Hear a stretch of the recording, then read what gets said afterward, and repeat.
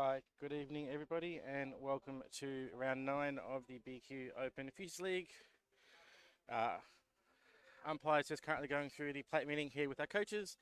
So we have the two teams playing tonight. We have the Yardbirds playing in the blue and we have the Assassins tonight playing in the black. Yardbirds are coached by Brent Ellis playing as the away team here tonight with the Assassins coach Nick Picono as the home team. So going through our starting lineups for this evening. So going through our defensive lineup for the Assassins as they'll be taking the field first. Starting pitcher for them tonight will be Sam Holland. Catching will be Louis Griffiths. Going around the diamond, we have Kyle Pike at first. Will Riley playing second base. Third base is Lockie Roberts with Logan Wade playing shortstop. Going around the outfield, we have Zach Smith in left field. Alex Skepton playing center field. And Kane Swanson is our right fielder for tonight. Leadoff hitter for the Yardbirds will be Daniel Yonemura with Lachlan Wilson and Trey Wildball as our first three hitters. Umpires for tonight, as I just hide the lineups for you. So our umpires for tonight, we have Michael Bates as the home plate umpire. We have Mick Cumming as first base. And we have Carla Pinder as the third base umpire as the Assassins come out now and take the field. So again, just going to umpires, Michael Bates home plate, Mick Cumming first base, and Carla Pinder at third base.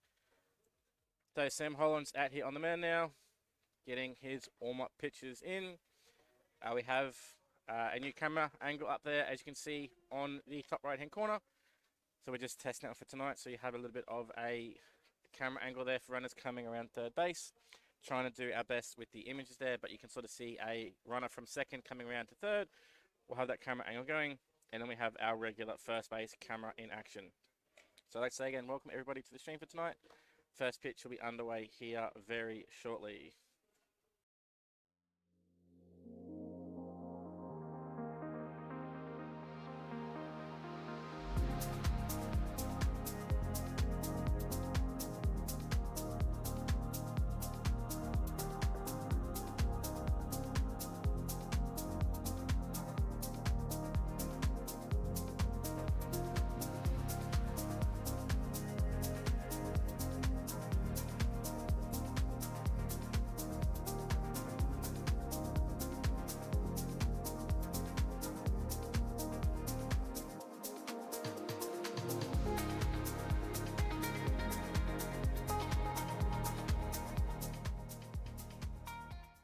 And Sam Holland has finished his warm-up pitches. Umpire has checked the scores. Everybody is ready to go. Umpire calls play ball, and we are off for this evening. First pitch coming in here from Sam Holland. Gets a swing strike there from Daniel Yonemura, the first pitch of the game. So, nice start there by Sam. Nice fastball to get his first strike of the evening. So next pitch comes in, and Daniel fouls that one off on the third base side off the back net. Moves us to a 0-2 count.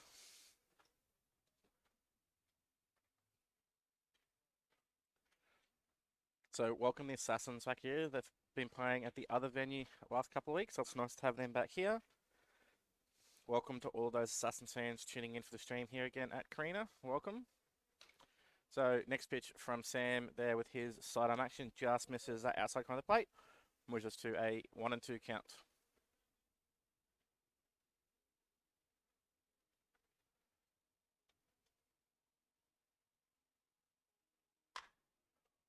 So first ball hit up there to first baseman Kyle Pike. Makes that play in front of him and gets the out there at first on the unassisted play. So that gives us one out now. And that will bring up the two-hole hitter for the Yardbirds, which will be Lachlan Wilson to bat here.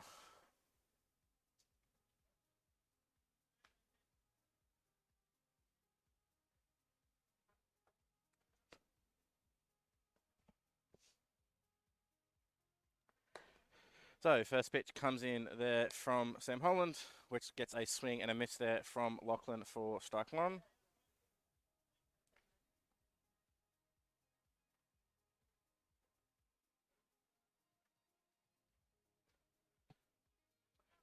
So Sam ready with the next pitch.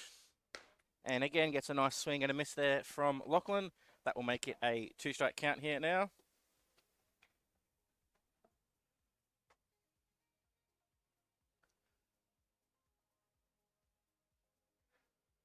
So Sam just steps off the back of the mound there, make sure him and the catcher on the same page. Make sure they're not getting the incorrect sign. Starts catch Louis Griffiths to redo his sign, ready with his pitch. And that pitch there catches the strike zone, and umpire Michael Bates calls that as a called strike 3. That will be the second out here of this top of the first. That will bring up number 12, Trey Wildball, to bat here. Sasson's just had a little bit of trouble there, throw around, threw the ball out into left field, but the ball is back on the mound now. So 2 quick outs here for Sam Holland. And obviously that will bring up number 3 hitter, Trey Wildball.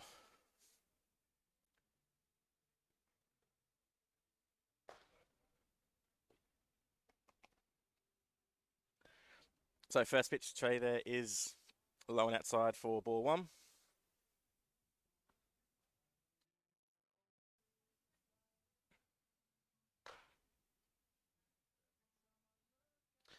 Next pitch there is fouled off by Trey up the third base line for strike 1. So 1-1 count here now.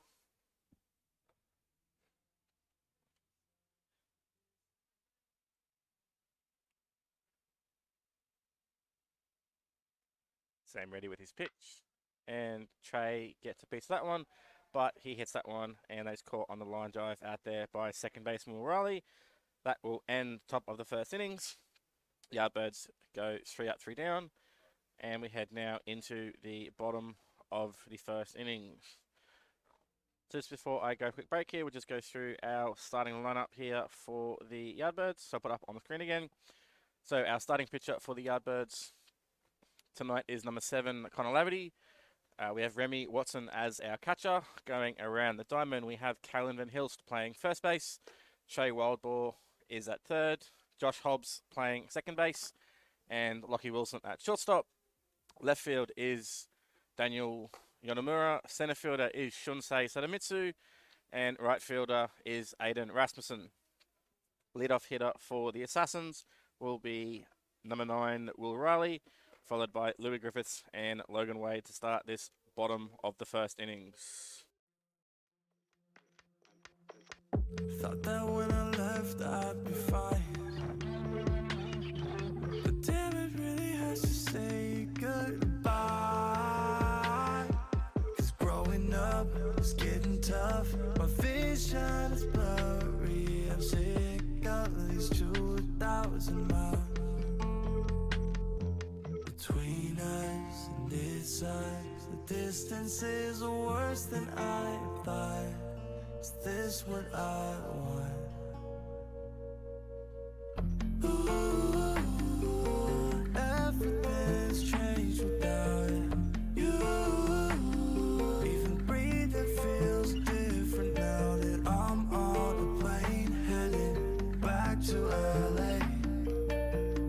Ooh, everything's changed without it. Everything's changed without it. And Connor Laverty has finished his warm tosses, so we're getting ready here for bottom of the first innings with Will Riley leading off.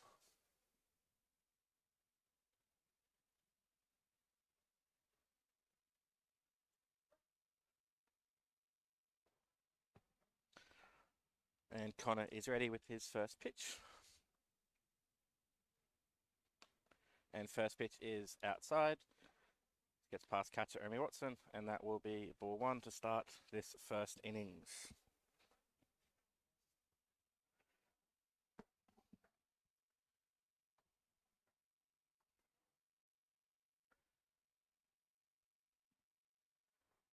So Connor working with a different catcher tonight. Jake Ferguson has been catching for him the last couple of weeks, but obviously Jake is dehating tonight. Just missed that ball down low again.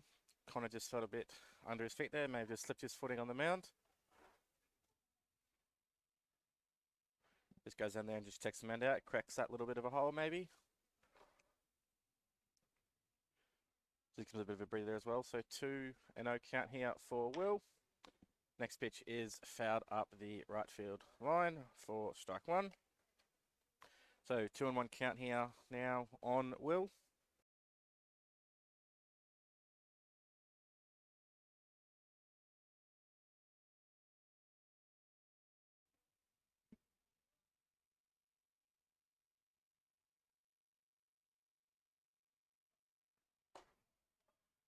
So next pitch, bit of Connor's favourite zone there, I'd say, or that low and outside pitch, but didn't get the call there. Moves us to a 3-1 count.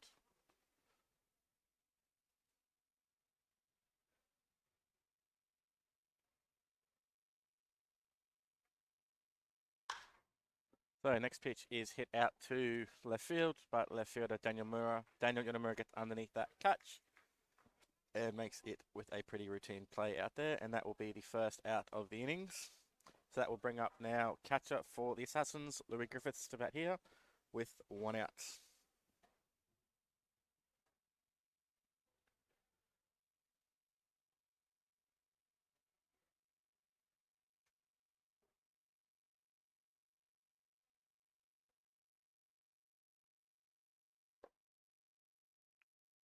So first pitch there is down low for ball 1. Connor thought he got that, but no, umpire says ball.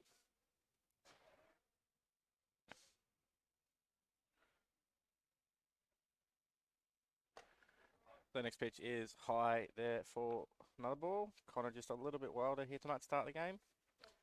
But knowing Connor, it won't take him long here to settle in and get his rhythm going.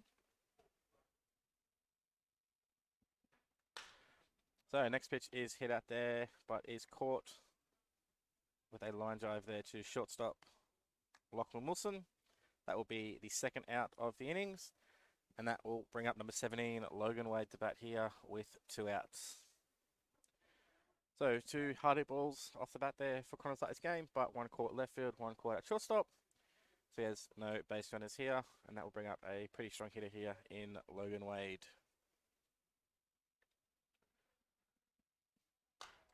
So first pitch to Logan is a good pitch there, but it is fouled straight off the back net behind us.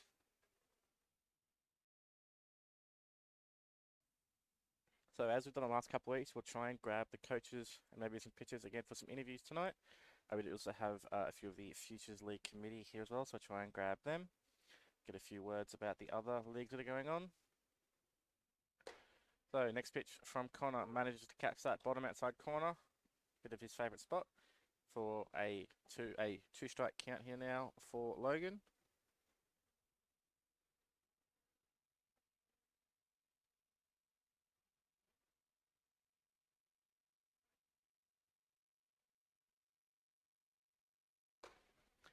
And Connor gets his first strike out there on that swing and a miss by Logan, and that will be the third out of the innings. So neither team scores any runs. Both teams go 3 out, 3 down in the first innings. So heading into top of the second, score remains 0-0.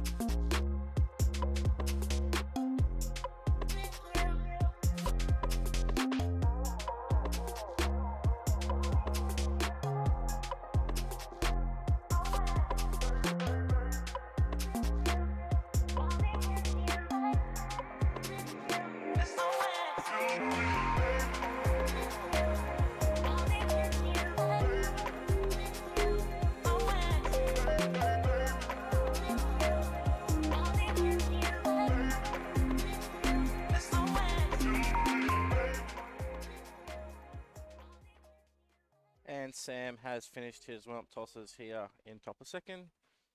So leading off here for the Yardbirds will be number 17, Shunsei Sadamitsu.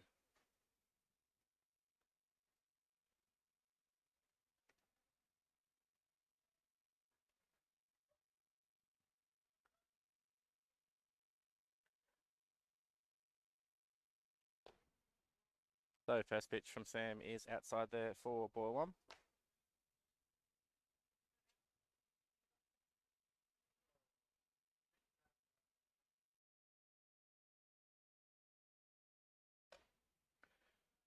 So swing and a miss there by Shunsei. That will be his first strike.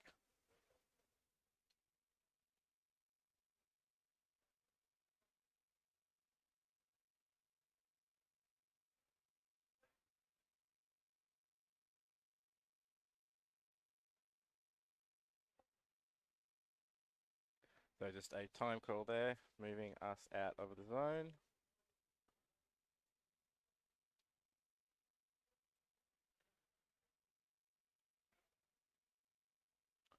So Sam is ready with his pitch here, and that is down for ball one.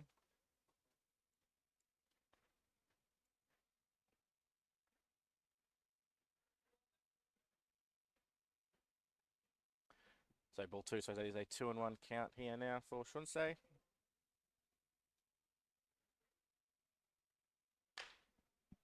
So ball hit up there, up the first base line, but again, a pretty simple play there for first baseman Kyle Pike, as you see in top right-hand corner.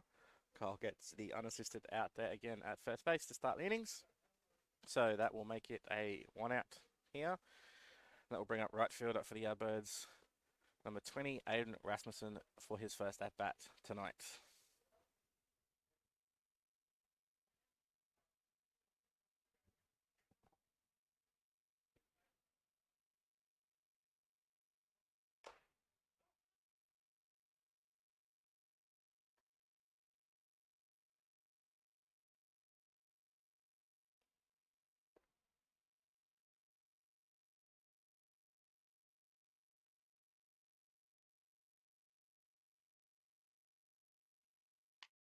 So again, ball hit up to first baseman Kyle Pike. This time he gets a bit of a slow roller, so he'll get the flick there to Sam Holland, who's carrying the base. That will give us the second out of the innings, which will now bring up first baseman for the Yardbirds, Kalen Van Hilst, to bat here.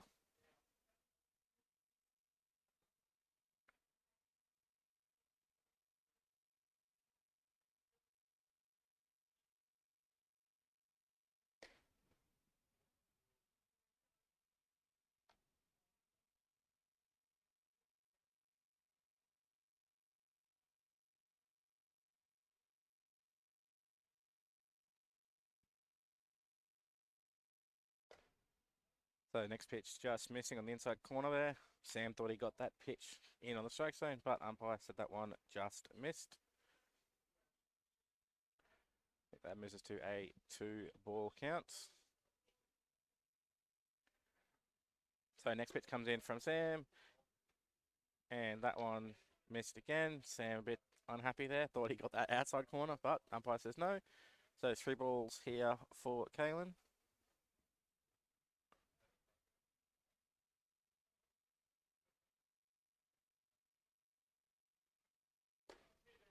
And that one manages to get in and catch the strike zone. That will make it a 3-1 count.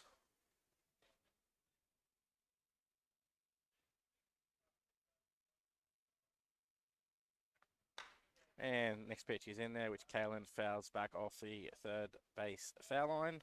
So third base netting.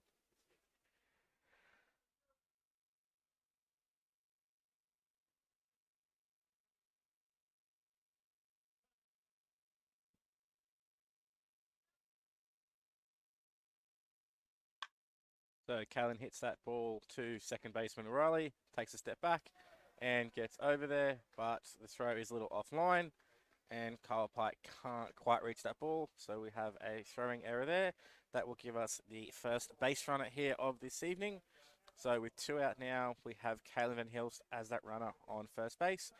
And that will bring up DH for the Yardbirds, Jake Ferguson, to bat here.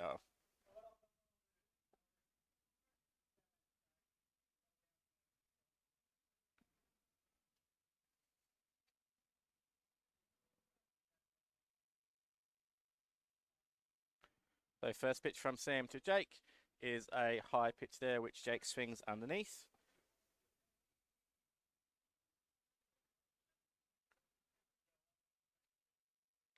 So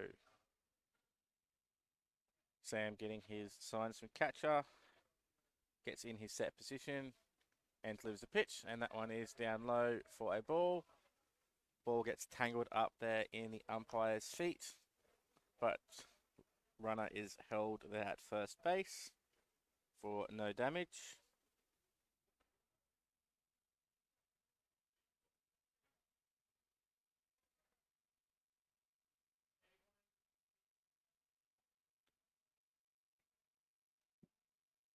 So next pitch gets past the catcher there, and we have Kalen will move up to second base. So first runner in scoring position here for the Yardbirds. Trying to get this first run in on the game.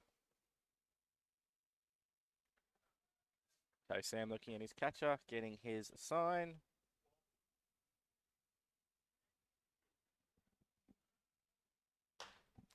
And Jake fouls that one off towards the first base dugout. So Kalen will head back to second base. And we will continue this at bat. So he's going to try having this angle up at the moment. Again, I know it's not the clearest picture, but hopefully it can show you that runner currently there at second base, as you can see in the main shot. And you can see sort of the third baseman and third base in that shot as well.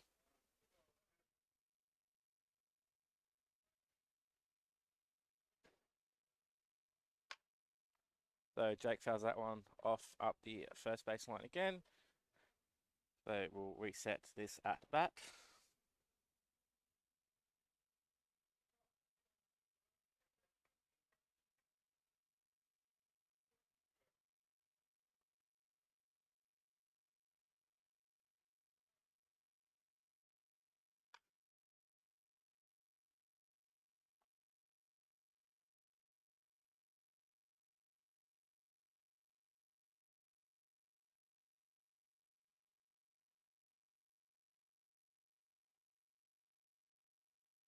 So Sam getting his sign from his catcher here, trying to get this out to strand that base runner. Kalen just keeping on the move there.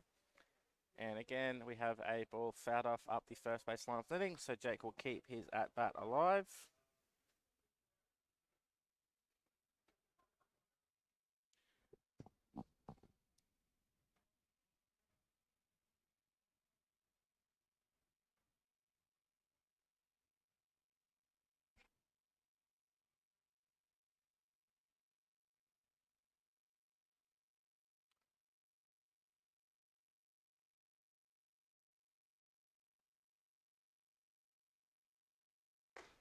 So there's the pitch from Sam, and that one there manages to catch the outside corner, and that will be a strikeout to end the inning. So Sam gives up the runner there on the error, which he strands there at second base. So heading into bottom of the second inning, score is still 0-0.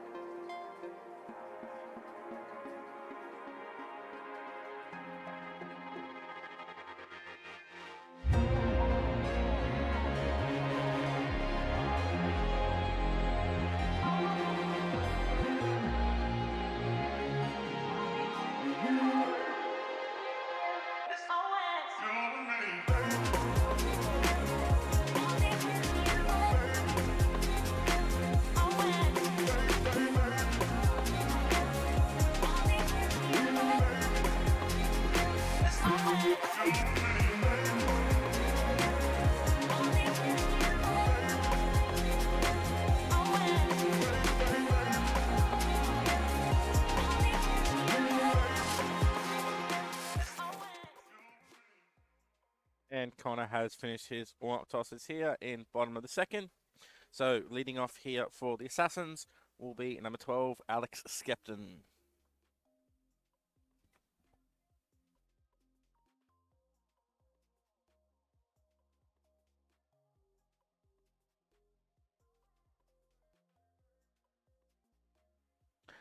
So Alex is going through his routine before maybe at bat here, and kind of ready with the first pitch. And that pitch manages to catch that inside corner for a called strike one.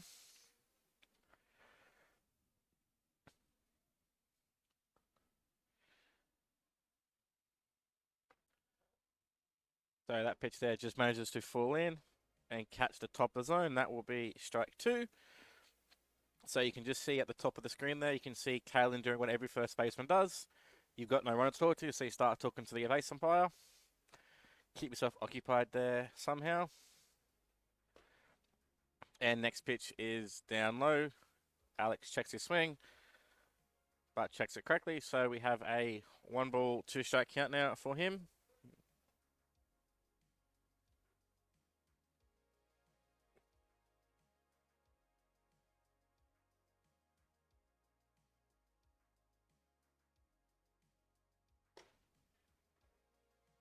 So Alex swings at the next one, but Remy drops the ball. So we have a drop third strike, but he manages to get over there as Alex didn't realize and makes the nice throw to first base. And that will be the first out of this innings. So Connor gets himself his second strike out here. And that will bring up now number 19, Lockie Roberts to bat for the Assassins.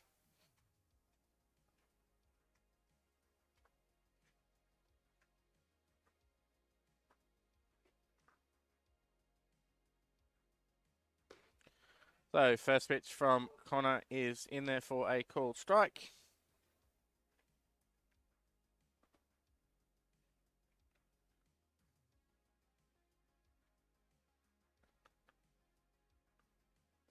So off-speed pitch there manages to just drop out and gets no swing, so that will be ball one. So 1-1 count here now.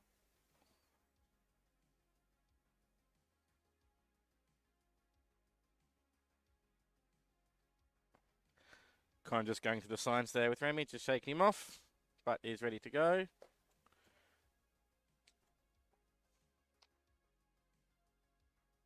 So that pitch there just missing the strike zone again, and that will be ball two. So 2-1 count, as you can see Michael Bates putting up there. The next pitch comes in front is a high pitch on the outside corner, but Lockie manages to foul that one off. So that will move us to a 2-2 count here now.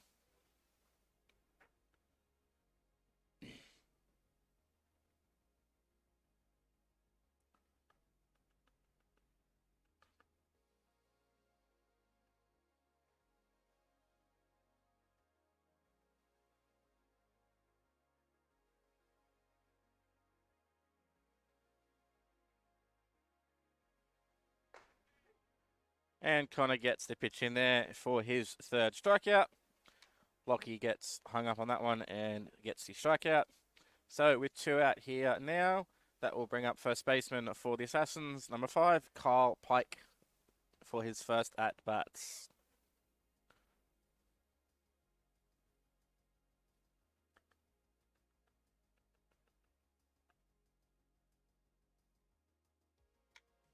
So first pitch from Connor is fouled off the first base netting. First baseman goes there, picks up the ball and throws it back to Connor. So 1 strike here on Kyle.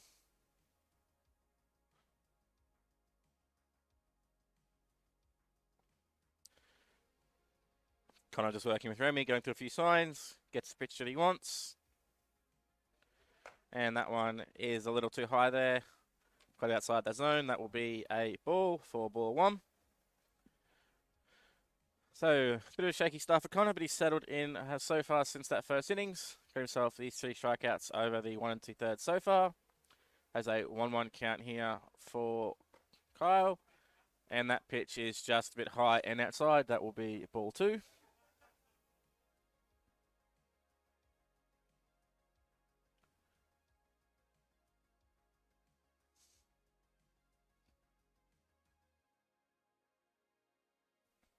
So Connor delivers the pitch and misses on the inside corner there.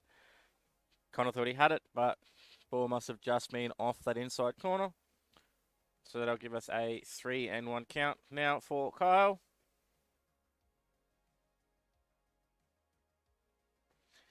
So with that, the Assassins now have their first base runner of the evening on that walk. So Kyle Pike will reach safely there. So that will now bring up Kane Swanson to bat here with that runner on first base and 2 outs.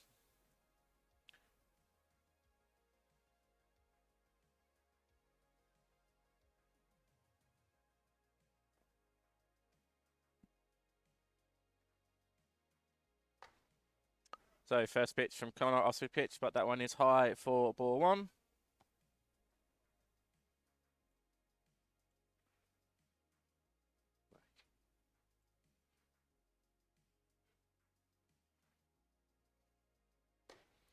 So manages to get the right pitch there on that curveball, and that will drop in for a called strike. So 1-1 count here now. Still we have that runner up there on first base.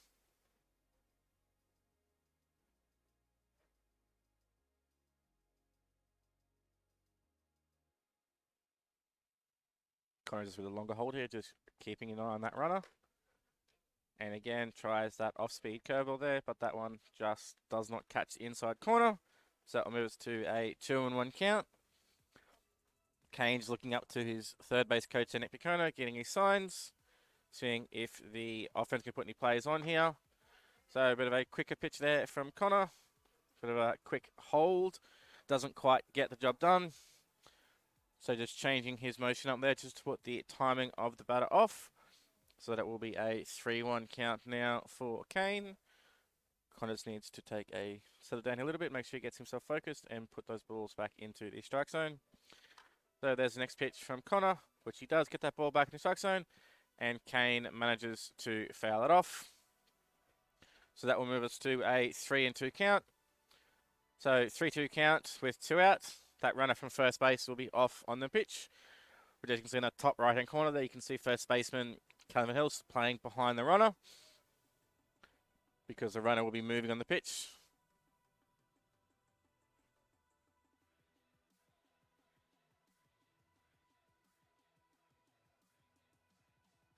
So Connor's a bit longer here, I'll take a breath, and here comes the pitch as the runner goes. And we have another strikeout. So that will be Connor's 4th strikeout of the evening, and that will strand that runner at the end there at second base. So no runs there for the Assassins. So heading into top of the 3rd innings, score is still 0-0.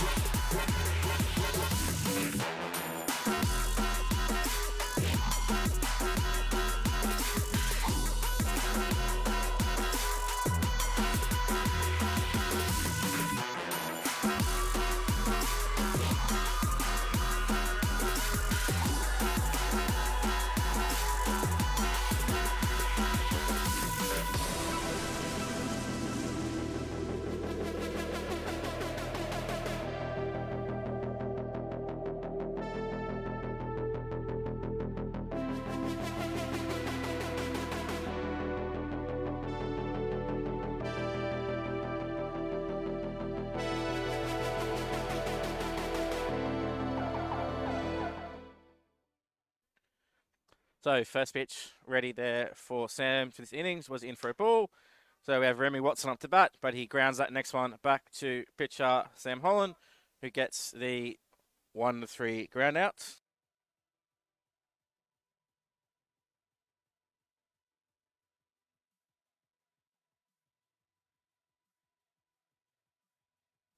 So interrupted there, talking about some interviews for later. So yeah, Sam got the ground out there from Remy on 2 pitches. So batting with 1 out here now will be number 8 for the Yardbirds, Josh Hobbs.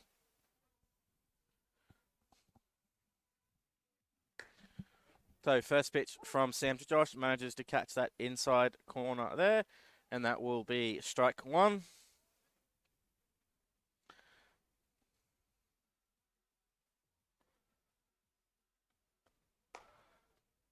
So that pitch there manages to come over the plate and just catches that top part of the zone. So that will be strike 2.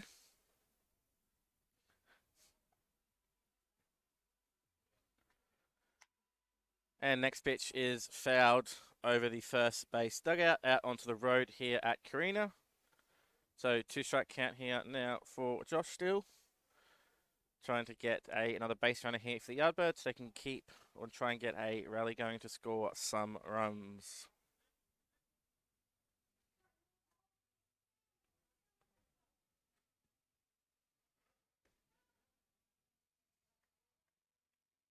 So that pitch was a bit of an off-speed pitch there with Sam's sort of slinging action off the side for ball 1.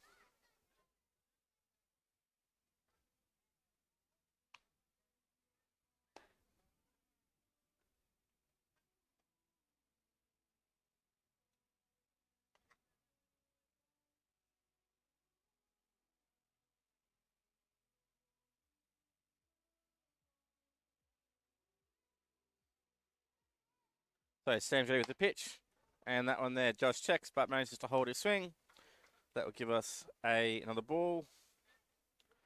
Move us to a 3-2 count here now for Josh.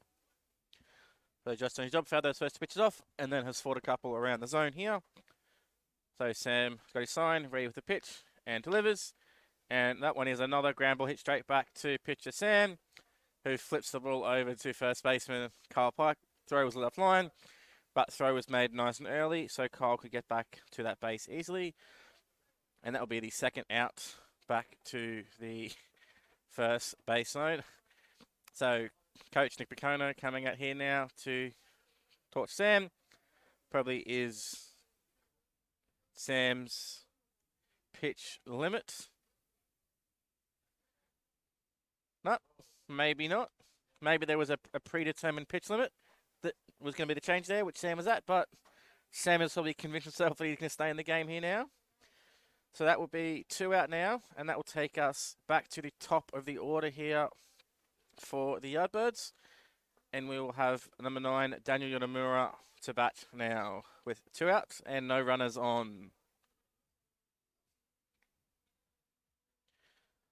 So first pitch from Daniel manages to get the inside corner for strike 1. So a little bit of bullpen slow warming up happening down the right field line here for the Yardbirds. Pitches get himself loose, ready for when Connor gets to that pitch limit.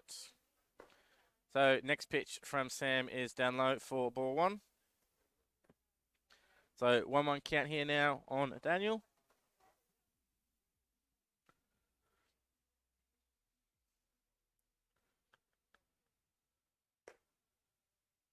So pitch there, just missing inside corner. Sam thought he got it again, but no, ball was just inside.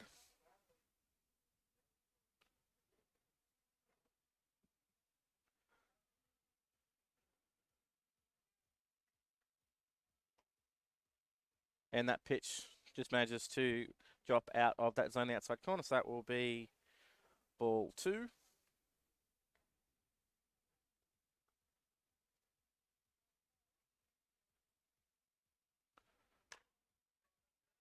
So ball hit up the third base line. Umpire Michael Bates calls that one foul. Ball will just roll across the line there. So I believe that puts us to a 2-2 count.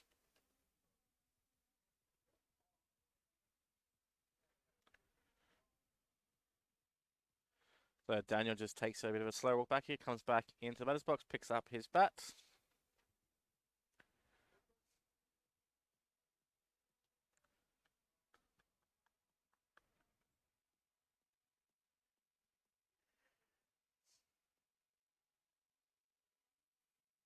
So Sam's ready with the pitch and delivers. And that one is hit down to that bullpen down there. And we have a nice jumping catch down there by Jacob Arnott in the bullpen. Manages to catch that ball on the fly. So Daniel returns batter's box here to a 2-2 count.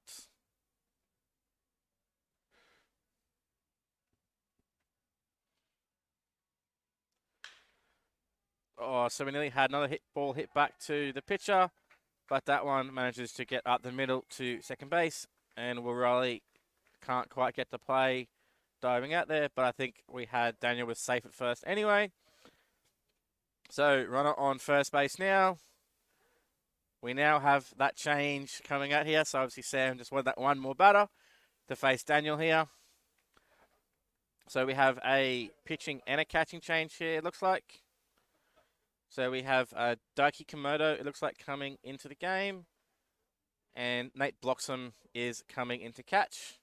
So obviously that, I believe, is part of the age limit here. So obviously having the 2 overage players, Sam being one of them. Sam's come out of the game now, and Nate has come in. Nate obviously being the overage player as well as Logan Wade. So you're swapping one overage player for the other here, 2 on the field at the same time. So new pitcher is Daiki Komodo, and Nate Bloxham is the new catcher. I'll take a breather while Daiki just completes his warm-up tosses here.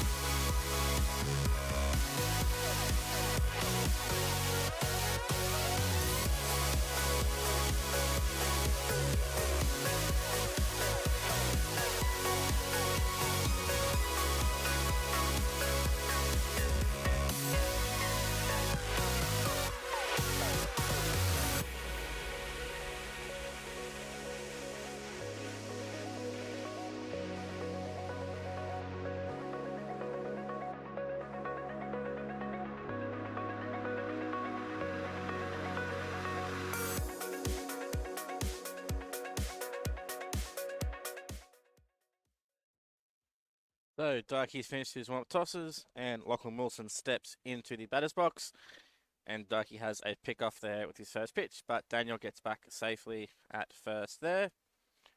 So first pitch from Daiki to Lachlan Wilson is in for a strike, which Lachlan fouls off back into the back net here at Carina for strike 1.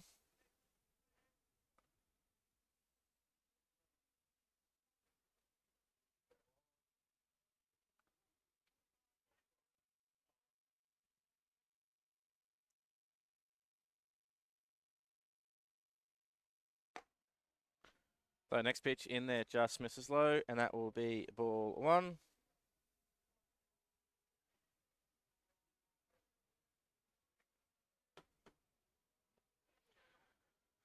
So curveball there doesn't quite drop down enough. That will be ball 2. So 2-1 count here now for Lachlan.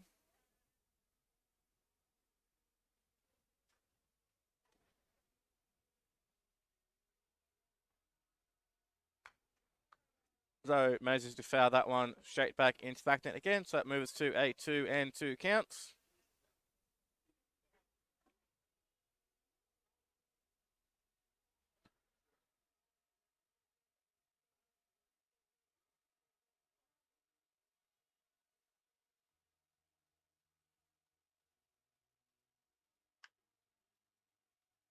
So curveball hit to second baseman Will Riley. Manages to come in and make a nice play and gets the out there at first. So Yardbirds give up that one base runner on the single, but base runner gets stranded at first base. That will end the top of the third. No run score, so still no all. Heading now into bottom of the third innings.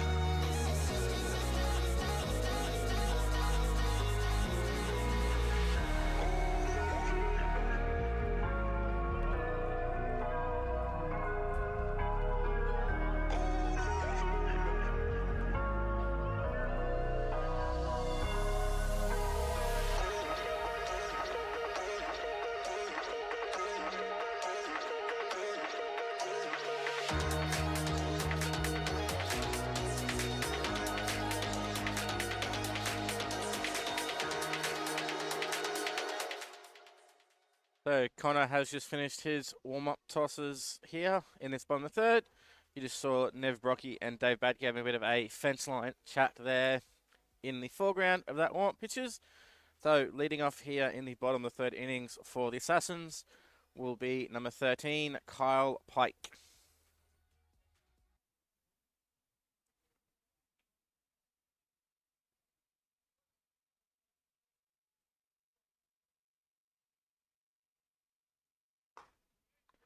So first pitch from Connor to Kyle, manages to get in there, and that catches the strike zone for strike one.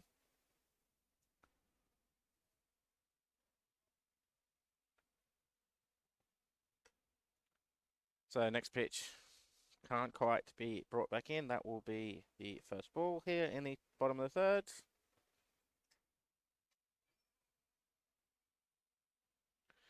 So Connor's a bit of a breather there. Delivers the pitch, and that one manages to get in there and catch the strike zone. That will be strike two.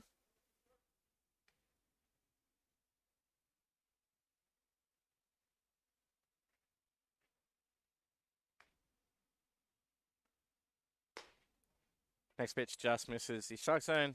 Just got second here.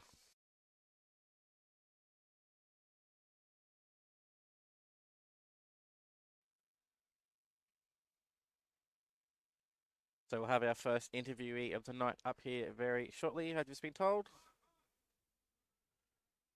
So it's got time called there by first base umpire as the ball managed to escape the bullpen down there in right field.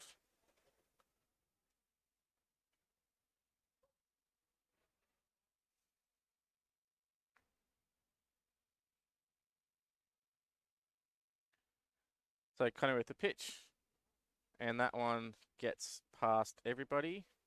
Connor can't believe that pitch wasn't a strike. I think if Remy caught that one, that would have been a strike there. He kind of looked straight over the dugout after that one went through. So that moves us now to a 3-2 count.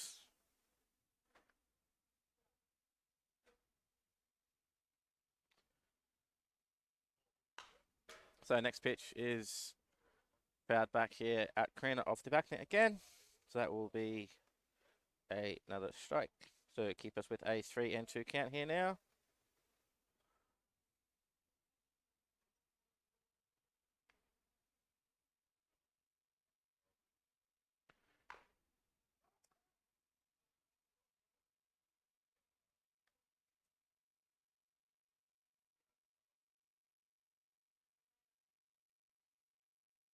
So Callum just manages to foul that one off there on the check swing.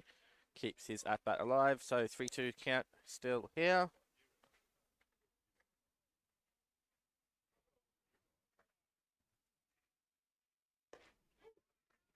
And Connor gets that pitch in there on that inside corner and gets the strikeout. I believe that is now his 5th strikeout of the evening. So with that, we will have the 9-hole hitter up here for the Assassins. We will have Zach Smith coming up to bat.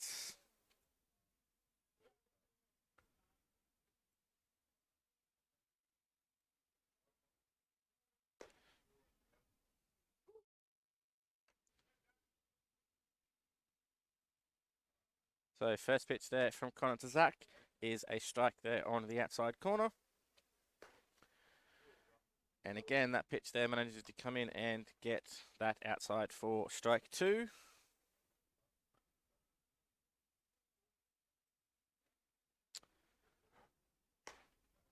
And we have Zach swinging over top of that one. And that will be another strikeout there for Connor. That will be the 2nd out of the innings. That will now take us back to top of the order, and we'll have Will Riley up to bat. So that there was Connor's 6th strikeout of the evening. And this will be his last batter as he's currently at his 42 pitches. So first pitch from Will is flied straight up in the air. Connor does a great job. He called first baseman Cam Van Hilst in, but Callie couldn't quite get there. So Connor gets over there and does what pitchers don't normally do and makes the catch for himself. They will end this bottom of the third innings. Score still remains as 0-0 as we head into top of the 4th. with Daiki coming back out on the mound for the Assassins.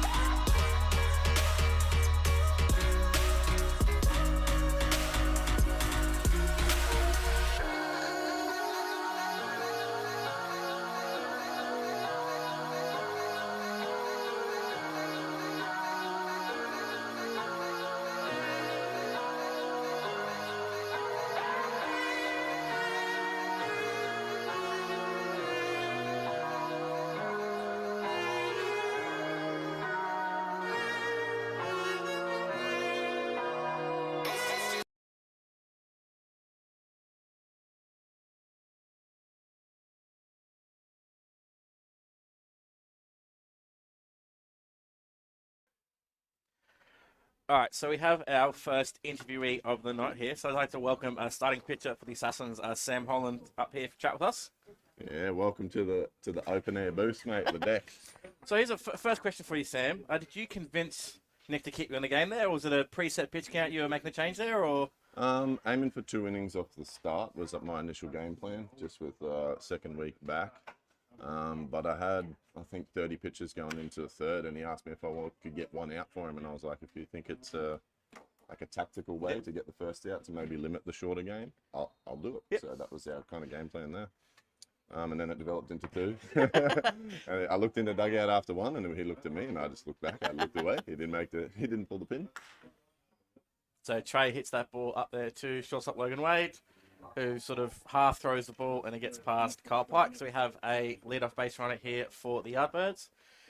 Obviously, and then you try to convince Nick for that third out, and then obviously Daniel just hit that ball. No, I didn't have to convince him, mate. He came out to me with the option, and I said, "Yeah, let me face Danny." So yeah, so you nearly had 3 in a row balls hit straight back too. You just couldn't quite reach that one from Danny. No, just out of reach, and that was a really good at bat, by the way. That was a good little battle there. He took some good pitches, and he got a base hit to his credit. That was a good AB. So obviously, this is your second week back, you were saying. So sort of just time off the start, or coming back from an injury? Can I ask that question? Yeah, mate. No injury. Just the timing of things. I didn't want to start too soon. They're just building up for the season in the off season, so I guess more of my time was dedicated to that rather than playing. So just a bit of a later start for me this year. Makes sense. So 2 called strikes there on Shunsei. Just clarifying what that one was, umpire Michael Bates.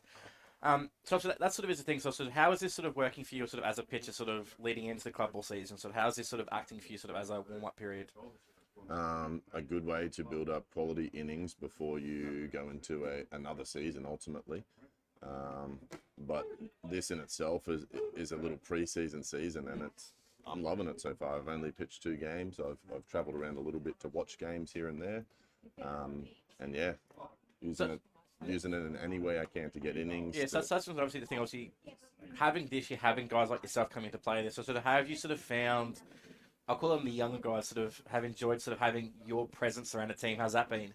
Mate, I've loved it. I reckon way more than them. Getting in the late 20s now, mate. 30s around the corner, and I reckon if you can surround yourself with kids, you stay younger. Yeah.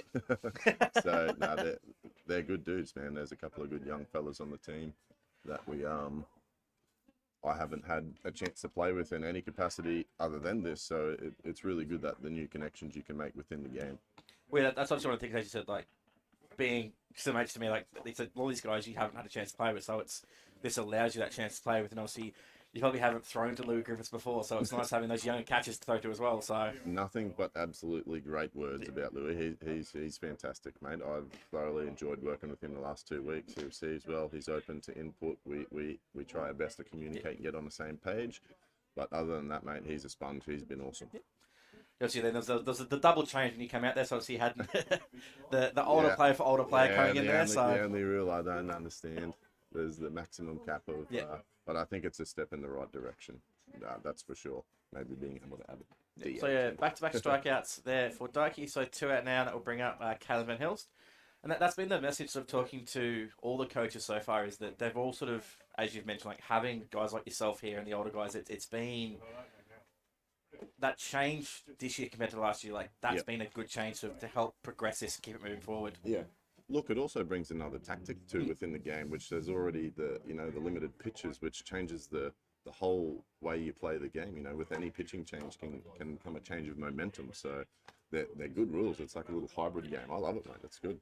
So you've got Nev Brocky over there and Nick McCone as your 2 coaches in this team. How's it like having those 2 sort of, I won't call them polar opposites, but sort of different personalities as your 2 coaches on the team? Do it. Great play in the hole there by Will Riley to finish the inning. That was awesome. So we'll just keep Sam around for a little bit longer before we get back to dugout. Yeah, so I said having someone like a Nev and a Nick Picono in there. Bit of different personality for those that don't know. So how's that sort of having those sort of 2 guys around the team as well, that with their different levels of experience? Mate, Nev's been in the game since day dot.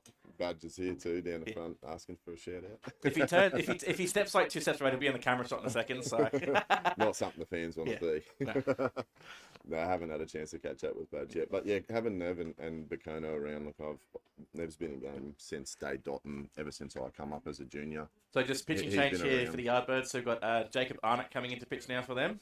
And so someone like Nev that's been around for a while, it's great having his experience sort of involved as well. Sort of those younger players that may have not had experience in before. Knowledge and experience under his belt, mate, and is something that he can add to any situation on the field or to these young guys. And Bacono's the same way. Bacono was actually my first schoolboys coach. So one of my first schoolboys coaches when he was probably about 22 himself. Yeah, he's been involved quite a bit. So, you looking forward to the GBL season this year? Yes, definitely, mate. I love it. Yeah. Any different plans this year? You gonna play a bit of the field, maybe? I played against Ipswich last year, mate, and had some ups and downs. But I think I'll let the other people play again. But it was good to get one back. Yeah. Doesn't happen very often. And nah, mate, just pitching when needed. So here's one thing I just want to ask. Obviously, seeing Jake come in as a lefty now, sort of, and obviously Dyke coming into you, sort of, how do you sort of feel, sort of, as a pitcher, sort of the lefty-righty thing? Obviously, yourself being a bit of an older, sort of, in effect, coach in this team. What are sort of your sort of comments, sort of, on potential lefty-righty pitcher differences? Are you talking in what? Or like what respect, like facing? In regards to facing them, and also sort of looking at like with the runners. So obviously noticing that sort of the first thing there's Dyke comes in, the first thing is picks up the first base. So having that difference is it's something that sort of some coaches aim to have in the team, is having that lefty flat option, and also so it just changes that angle. So you said you yourself sort of pitch from that little bit of a different angle than other people. Mate, it's 2 reasons. They are 100% better at holding the running game. Doesn't mean you can't be good as a right-handed pitcher, but they are definitely better at holding the running game. And contrasting. You got a sidearm righty to start the game, followed by a left-handed kind of funky 3/4 with the ball moving exactly the opposite way. You know? And second time through the order bar, the lead off. So that's also a little bit here. Obviously, going from someone like Connor coming in out of Jacobs, you got that lefty-righty matchup coming in here, so just changing your angles a little bit as well. And it's not uncommon at this level, but it's the stock standard way. So this is, as we mentioned, this is Nate Bloxham coming in now for his first at bat. So he made that the double change there when Sam came out in that 3rd innings. One last question for you, obviously, sort of leaning towards obviously, as the guys have noticed before. So is there any sort of, have you sort of found that you sort of just more comfortable throwing that sidearm slot, or is it sort of more of just a preference thing? Oh, mate, it developed years ago when I was kind of on the cusp of had some scouts interested in me when I was like 16, 17, didn't really increase to that next level. So I tried something new and I stuck with it. And now it's just kind of become a norm and natural for me, man. I've been doing it for 10 years now. So it's something you've just got accustomed to. Yeah, so. But never had really any arm issues doing it, but doing it in a correct way was still good for me. Well, that's one thing I noticed is that I'm not sure if it was on purpose. I've just seen like those ground balls hit back. You did sort of just lob the ball back to first base. So that second one got a bit of a sketchy play there. But it's the first one I threw harder, and the second one because I fielded it so fast, I just threw off balance. I've gone. I reckon my worst one's probably an extra 2 meters and still made the play. As long as you do it quick, but I don't recommend that. That was lazy by me, but close enough. So this is obviously the back-to-back Overage players here now. So you've got Logan Wade coming up to bat here now. Logan swapping from the right side, the left side to the right side now with the changing of pitcher. that's something I was going to ask you, obviously, as a pitcher. How do you sort of switch hitting as well? It's easy to go big thing coming in now. So someone like Logan that obviously came up left-handed to right-handed. Do you feel that, obviously, like I know you normally as a relief pitcher when you're playing with the Bandits, in regards to sort of the swapping back and forth, the switch hitting, do you feel that sometimes has benefit coaches as well? Bit of an in-depth question there for you. 100%. No, 100%, mate. If you got a guy that can swing from both sides of the plates, it fills any holes in the lineup. It really does. So that's straight up the benefit of that. That you're talking about your lefty righty pitcher combos. It stops you going out and putting a sidearm righty like me that has 3 righties in a row. It just breaks it up, so it keeps the pitcher changing plans. And so I'll just anything you want to say before I let you go here? Any comments, questions? Nah, mate. But I'll put the Gatorade on your tab. All right. Thanks, Sam. Mate. See ya. Cheers, mate. So yeah, just thanks there to Sam Holland coming up and with a quick chat there. Try to get some. I probably didn't ask the right questions, but a little bit more detailed. People that may not have had a chance to him. So as I said here, Logan Wade up to bat with the new pitcher Jacob Arnott up to bat. So Jacob gives up the walk there to Logan. So with 1 out now, I believe. Let me just check with my live scoring. Yeah, so with 1 out now, and Logan at first base. That will bring up number 12, centre fielder Alex Skepton to bat here now.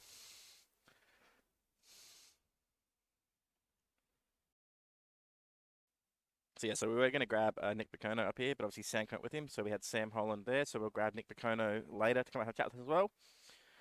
But yeah, sort of nice having sort of some of these more experienced guys coming up here and being a part of this Futures League, helping the coaches out, sort of working with the younger players, giving them a little bit more experience to sort of show and work with them what they need to do. So next pitch there from Jacob was high and outside.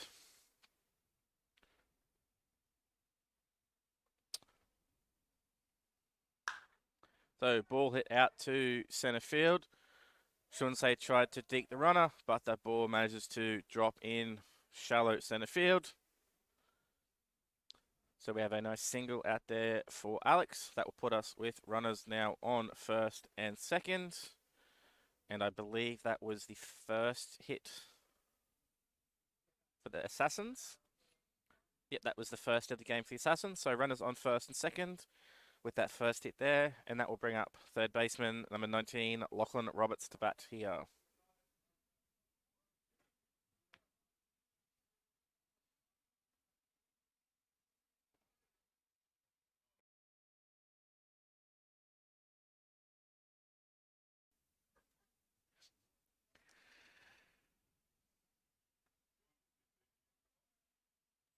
If you want to get me one. Just talking to Badge here. Badge is just stuffing his face with food now after the comment he was making. Or as he says, supporting the local club. So next pitch there from Jacob is inside for ball 2 to Lockie.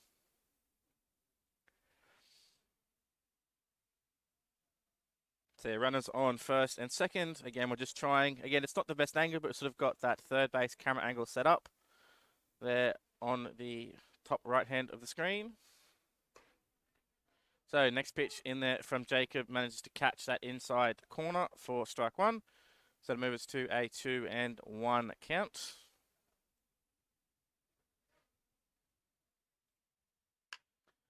So next pitch is hit up in the air to second baseman Josh Hobbs. We have the infield fly call by first base umpire, by home plate umpire Michael Bates, echoed by the other umpires. So that will be an infield fly for the second out of the innings. So runners on first and second now, still with 2 out. And that will bring up number 5, Kyle Pike to bat.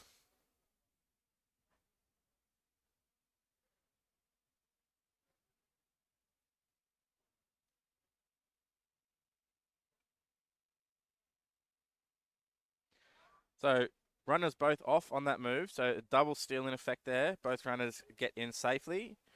No throw from catcher Emmy Watson. So Jacob just being a bit loose there, not checking on his runners. Good call there by coach Nick Picono, advancing both his runners over to second and third base. And we have a ball hit out to right field, and the catch made out there by right fielder Aiden Rasmussen to strand those runners on second and third, and that will end this bottom of the 4th. Still have a 0-0 ball game. Heading into bottom of the 4th innings now.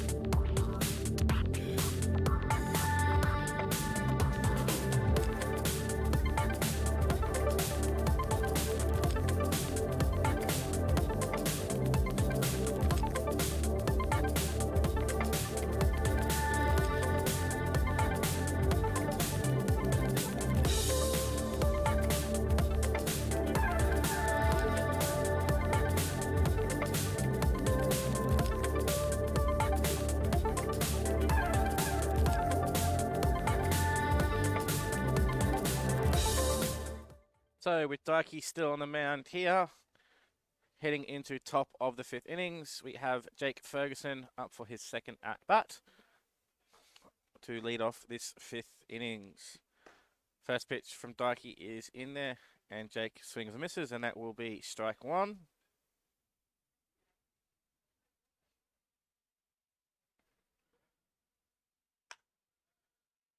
So Jake hits a line drive out there to centre field, and Alex Skepton does a really good job and gets over there and makes the catch in left centre field. That will be the first out here of this top of the 5th on that great catch out there by Alex. And that will bring up our catcher for tonight for Yardbirds, number 22, Remy Watson.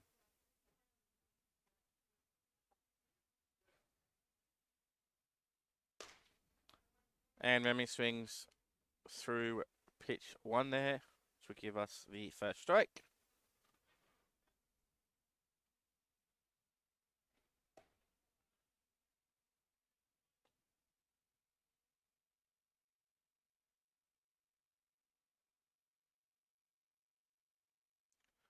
And Dykey delivers next pitch there, which stays down low, and that will be ball 2. So 2-1 count here now for Remy.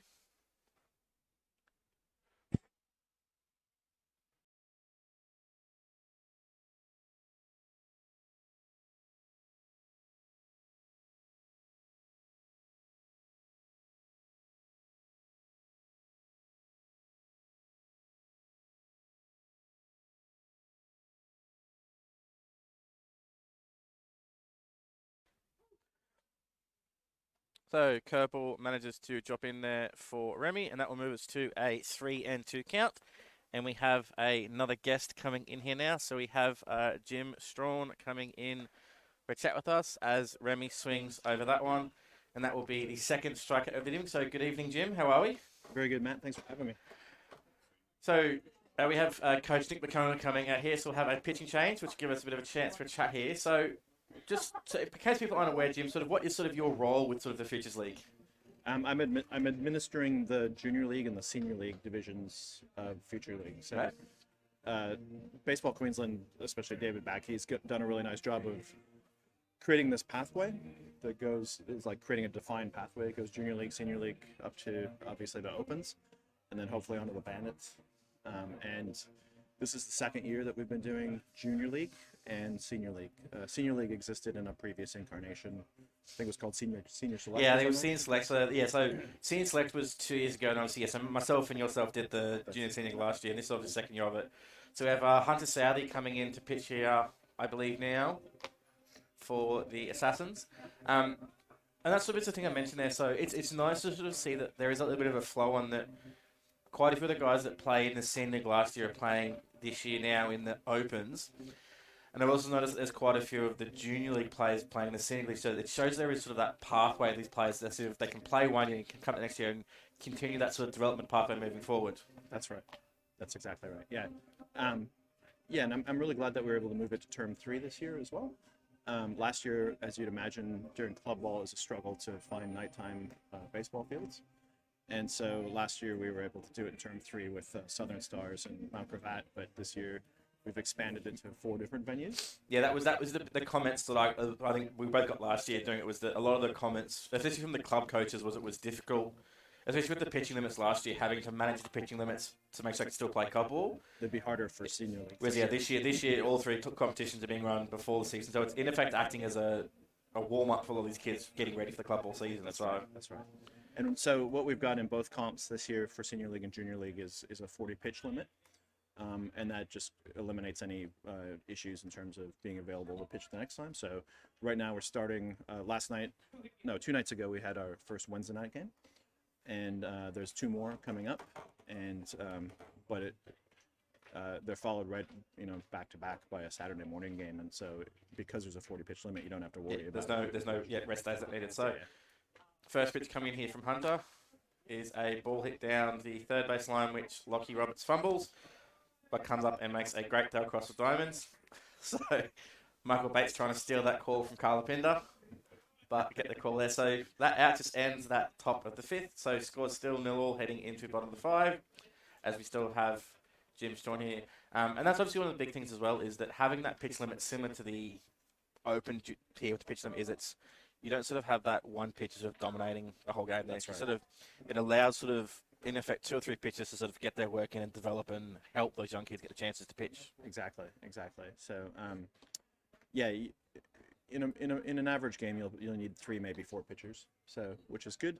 And exactly to your point, like especially at the lower levels at junior league, you'll have a pitcher who just dominates, and they'll pitch a whole club ball game and stay in their limit. Whereas if they're capped here, and what we've put in this year is it's a 40 pitch limit or 6 outs. So so you can work your way through the 2 innings that you have to face that pitcher and do your best, obviously, and then you get somebody else. And what we found, I've only watched the senior league games because I'm helping coach one of them, and the quality of the pitching is really good. So new pitcher on here for the Yardbirds, we have Jackson Bartlett coming into pitch. And that's obviously one of the things last year. Is last year we were a bit low in the numbers for the senior league, but it was a lot of the comments and feedback was that a lot of the people liked the concept of it because it allowed teammates to play against each other and allowed people to play with people they wouldn't get a chance to, work with different coaches, and that sort of. I think it's back again this year is that the coaches sort of have put the effort in working with their players, giving them different chances, play different positions. And that's the other thing is with this. If I could be wrong, but I believe that's part of it, is that the coaches sort of are trying to work the players in positions, so players are experiencing in positions, not just the same kids every week in every position. So that's right. And what you would see last year as well, and I'm sure we'll see it again this year, is that if you're with a club and that club has a strong shortstop, if you're a middle infielder, you often don't get a chance to play shortstop. But by having this draft format where it's mixed teams, a kid that normally doesn't get to play shortstop or whatever position gets a go at that. And what we do in junior league and senior league is have open substitution as well. So umpires run a tight ship, and it's good quality baseball, but at the same time, it's you might get a couple innings here, a couple innings there, so you get a bit of diversity as well. So yeah, so that sort of is the thing. So the plan is obviously for the season is I think it's September 17. We're going to have all 3 grades here at Carina. So the plan is to have all those games streamed. So obviously we're going to have both the playoff games in effect for the junior league in the morning. That's right. Senior league games on afternoon, and then we'll have the Opens grand final of the evening. So sort of it allows those younger players a chance to sort of see some of the players in the other teams above them, get experience what it's like, so that the next year they can come back and have a look at that. And that sort of is one of the good things this year is the Baseball Queensland's trying to get that very clear link between the 3 different future leagues. So they're not standalone leagues like that Senior League Select used to be. They're now actually, there's that very clear link that we're going from one to the other. Yeah, and coincidentally, I was just chatting with Nick Bacano. The team that I help coach is the Assassins, and his team is the Assassins. And one thing that we've talked about doing that we're actually going to start doing now that we're into the night games as well is having some of the senior league players, probably second-year players, come and just sit on the bench. Yeah. so that they can aspire up and they can kind of be around it, because this is what they'll be looking at next year. And that sort of thing the part of the aspect was it was getting those players a chance sort of to see. They can come and sit on the bench. They can see what it's like. They can have those older players like a Sam Holland who's interviewed. They can sit around Sam, sit around Logan Wade, and sort of get that little bit more experience and development they might not get just playing the Senior League comp. So yeah, and also get exposure to those higher level coaches as well. So Jackson's come in here and done a bit of a good job. Gets the swinging strike there from Kane for strike 3. And then Remy gets that block ball and throws that to first. And that will be the first out of innings here. That will now bring up Callum Pike. Thankfully, the Pike brothers aren't batting back-to-back tonight, so I can remember which one's which. But yeah, that's been one of the things as well, as like watching this opens and myself doing the streaming. I didn't watch much of it last year, but just noticing that like all the players, they're enjoying themselves, but they're still being competitive with it as well. Yep. Yeah, any comp obviously is just only as good as the players and the coaches that run it. And I've been very happy with the Senior League and Junior League and with the intensity and the focus that they bring. And it's not so much here with the Opens, but from last year and probably same this year, that with the Junior and Senior League, it also allows some of those club umpires a chance to get some extra experience in and see some different experiences and maybe work in a three-man crew that they might not get to in their club ball. So that's one of the other good aspects of that sort of the Junior League, Senior League, is you get those umpires extra chances to see stuff as well. Yes, exactly. Especially in the Senior League group, with the under-16s showcase coming up, it's actually a really good opportunity, for better for worse sometimes, for these kids to get exposure to the coaches and the people that are going to be running those teams in that showcase. You never know who's watching. Right? Yeah, that's sort of one of the things as well, is like it's not probably as much a thing in their back of their minds, but sort of it's being in this sort of does give a little bit more exposure to these kids as well. So it's especially like with these games. I know that Redlands is streaming some of the junior games as well. It's like there's a little bit more exposure that they can potentially get some footage from these bats. They can rewatch their at bats so they can see sort of maybe what they went wrong with to potentially improve themselves rather than being told how to do it. They can actually see what they did wrong. That's right. Yeah, there's a grandparent on the team that my son's on that takes video of every at bat. And so that's invaluable, actually. Yeah. We're, for a lot of these players, it's their first year pitching or playing at full distance, especially Senior League, obviously. And to be able to go back and have a look at that kind of stuff is great.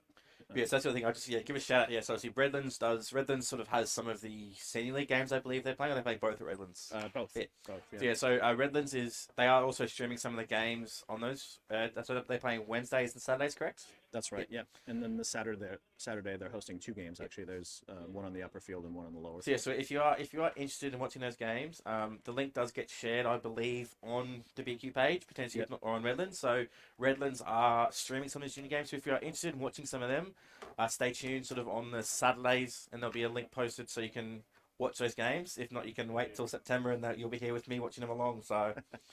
Yeah, what they do is they send me the link directly, and then I pass it on to BQ, and they put it online on their Facebook. And, so they're sort of in the same boat as me. We're working through upgrades, trying to get a few things fixed up and working. So we're both working towards a few things and getting stuff set up. So it's all a journey. Yes. Yeah, they're trying to get the scoreboard working. As you can see with my scoreboard in the top left there, I've literally just got runs in the innings, because having anything more, it's difficult to manage by yourself. So Callum hits that ball off the end of the bat to second baseman Josh Hobbs, and with a funky hop there, Josh couldn't quite field it. So runner on first base, and that will bring up Zach Smith to bat here, a 9-hole hitter for the Assassins. That's not one thing. Obviously, seeing Nick put on the double steal there before, it's like you sort of get some coaches in effect even trying a few plays. So I think we saw a sack bunt a couple of weeks ago here. You saw a double steal there, and I'm guessing it's the same in the junior league. Senior league. You get some coaches that are trying a few more different plays to get the players experience they might not get normally. That's right. Yeah, I'm obviously American, grew up in the States, and I believe in small ball. Yeah. So my team's bunt and do hit. Speaking of, we just called that as a sack bunt just there as well. So yeah, that's perfect example. Just like that. Perfect example there. So great sack bunt by Zach Smith. Got the ball out in front of him. Nearly beat the play out at first, but nice throw there made by Jackson. So runner now on second base, and we have one out, two out. So 2 out now, runner on second base. Takes us back to top of the order, and we have Will Riley up to bat. And that, speaking of the bunt and specialized plays, in Senior League, I've especially noticed, it's because I'm new to the age level as well, but games are decided by one play or by one decision and stuff like that. And the quality of play has been really, really good.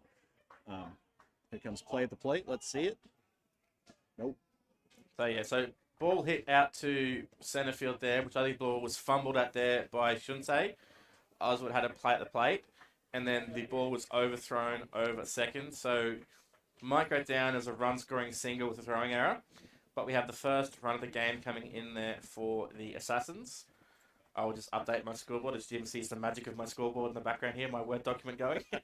So, with a 1-0 lead here now, and that runner on second base, we have Nate Bloxham up to bat. And that's the thing here. So you see that play there exactly. So you saw runner on first, the sack won't go down, puts runner scoring position, and then the outback comes up and they score the play across. So. Manufactured a run just like that. Yeah.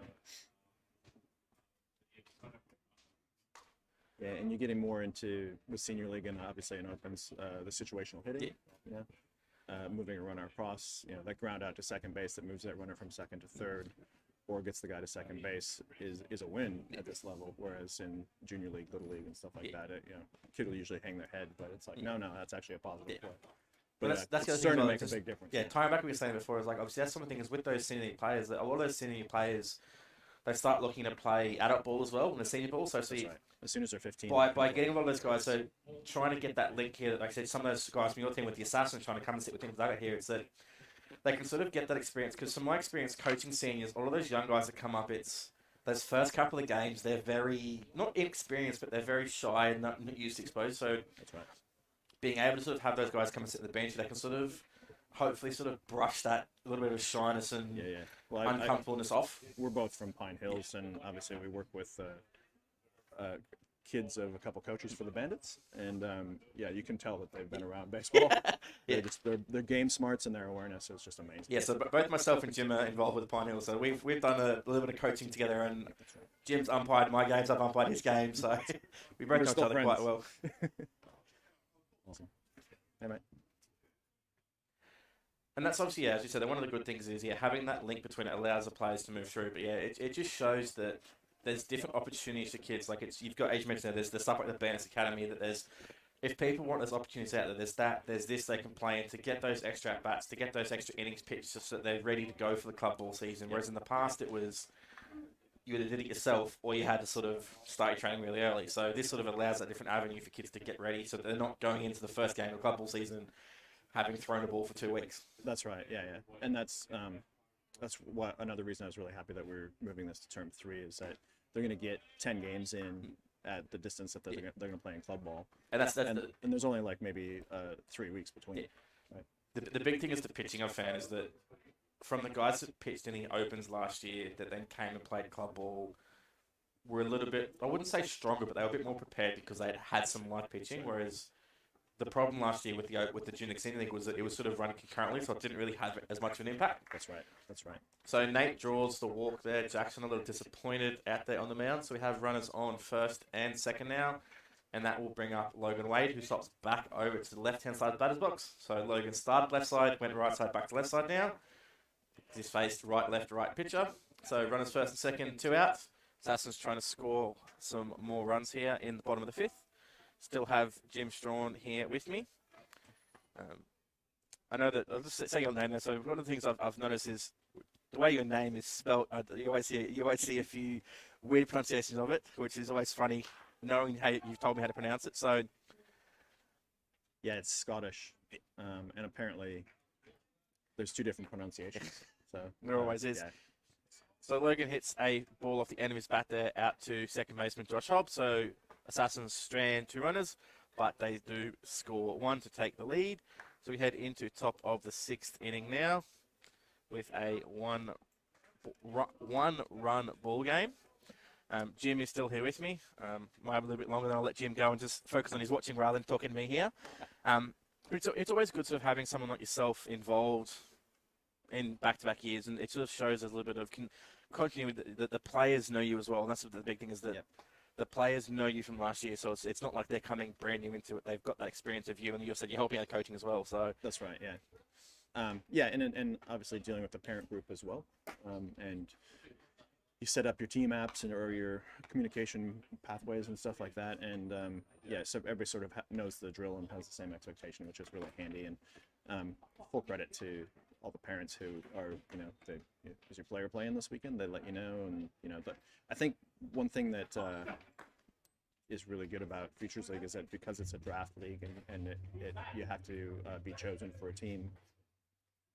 Everybody wants to be there, and they're gagging for a game. Yep.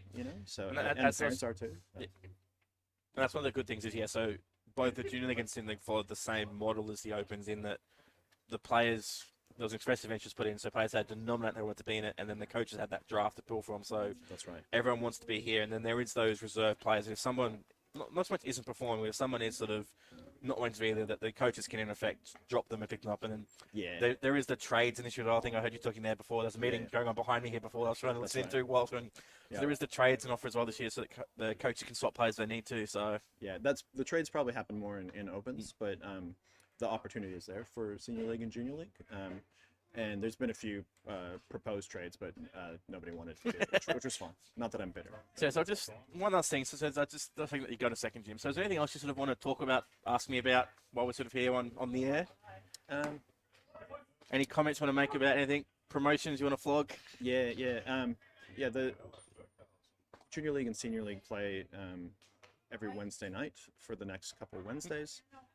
And the games are spread out between Beanley and Southern Stars and Redcliffe and Redlands. So so if you're looking for those draws, so if you go to the Baseball Queensland website, there's the competitions portal, so you can select the Junior League and Senior League, so you can see where those games are. So if you want to get to those games, also those clubs that Jim mentioned, so Redcliffe, Beanley, Redlands and Southern Stars. and Sun Stars. I believe all those clubs have put up posts on their Facebook page about when they're hosting games. So if you're looking for some games to attend to nearby to you, jump on those websites. You can see where those games are playing. Yeah, and then Saturday morning games are usually at 9 o'clock. But yeah, big hat tip and a big thank you to those clubs because obviously they have to pull volunteers to make the games happen and supply umpires and all those things. And that's been one of the other things, obviously, not just this one, but all three Futures League. It's the support of the clubs as well. So we're getting those clubs linked to host the games. We're getting the umpire support. We're getting the clubs that want to put the ground effort in to promote themselves to actually support this and sort of get the benefits from it as well. Yeah, definitely. And every game that I've been to, the clubs have had the canteen open, and there's especially when you get to some games like at Redlands where we have a couple games going on, and you have essentially 44 families there, and it's really a nice atmosphere, and the clubs hopefully do well as well. Yeah, so even here, it's like tonight you've got the sound here on here at Carina, and you've got a few of the parents of these guys here watching as well. So it's a little bit of credit. I think we got about 50 people here a couple of weeks ago. But yeah, it's nice sort of to see that there's the support from the club members. There's a couple of guys from Carina here watching as well. That it's not even just the parents, it's some of the people nearby. Like obviously the basketball sometimes stick around and watch as well when they're here. There's a couple of the young Carina players here as well watching, and it's like, why not come and watch a game on a Friday night? Yeah, and especially these open games, there's players out here that'll play for Australia soon, if not already, right? So I was actually glad to see Logan out there because I think he was hurt last year or something like that. He didn't play for a while. Yeah, I think he was coming back from an injury most of last year, so I think he only played the second half of the season. Yeah. And then Team Australia's obviously got some stuff coming up, so it's good to see him out getting some at-bats and getting involved in Sammy, obviously. And that's obviously the thing. So there's quite a few of the guys that played in this last year. They've gone to college years, so they've used this as a little bit of a stepping stone for the college pathway. So it's nice to see that they've used the footage from this and also the atmosphere of this, so that they can then move on to that next level moving forward. So yeah. I do believe we have. Sorry, just to cut you off there. I do believe we have some fielding change here. I just see Callum Pike just walked over to the toilet here, so there's someone else obviously come in the field for him. So he might be out of the game, just go and warm up. So there might be some fielding change here. I'll try to get a hold of in a second. So Yardbirds trying to put a bunt play on here with that runner on first and run out. But Hunter Sally just putting those balls around the strike zone. So we have a 3-ball count here. Anything else you'll sort of talk about, say what we're here, Jim? As an expat being here and coming from Texas and originally from Minnesota, but last place we lived was Texas. Just felt a lot like we don't play enough baseball. There's a great phrase that a friend said. It's like there's nothing wrong with baseball in Queensland except we don't play enough baseball. And I sort of agree. So again, the bigger point there is that things like the Futures League and Baseball Queensland and the Bandits supporting those programs, just to get more kids playing more games and better quality games is just fantastic.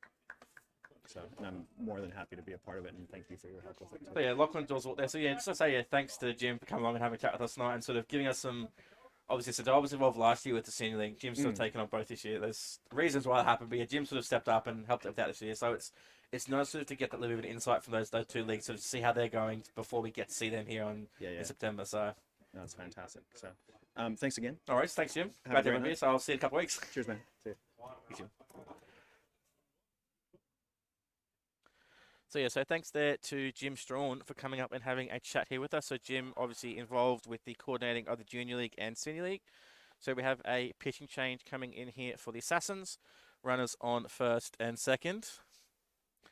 So Andrew Coogan is the new pitcher here for the Assassins. And I'll try and grab the other fielding changes for you as well. But I'll take a quick breather here after the interviews. Be right back once Andrew has finished his warm-up.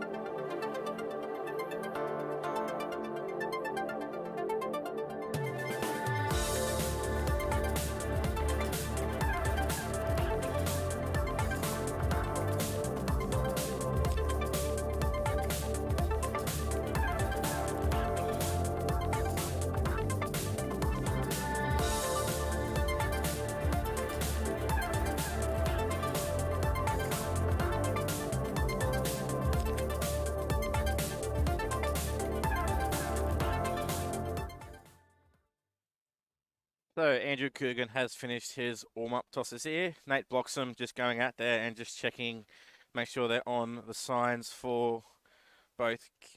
So both pitch and catch are on the same page with their signs. So runners on first and second. And we have Trey Wildball up to bat here now. So both corners, so third base is playing back here, first base playing in front of the runner, as you can see top right. So Assassin's not really expecting a bunt play here. So next pitch is in there for a called strike one.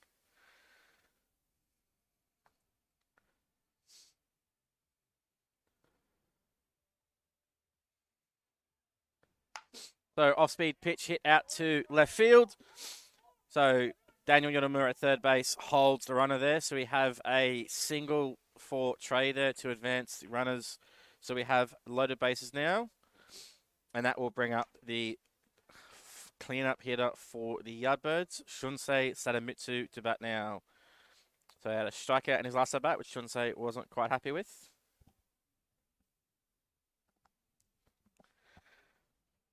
So obviously, with none out here and loaded bases, you have the infield for the Assassins all playing in. So any ground ball to the infield, the player will be coming home, trying to keep their one-run lead intact here. So first pitch from Andrew is hit out to center field by Shunsei. Alex Skepton gets over and makes the catch, and the throw comes in to third base. So we have a sacrifice fly there. So Daniel Yonomura comes home and scores on that play. So 1-1 now. So runners on first and second here now. And that will bring up Connor Laverty to bat now. So obviously Connor was the starting pitcher today. Connor has obviously come back into the game now instead of Aiden Rasmussen. So Connor coming out to bat here. Runners on first and second. Connor showing that he is a true two-way player here. Starts the game as pitcher, then comes into bat, trying to get a few runs here.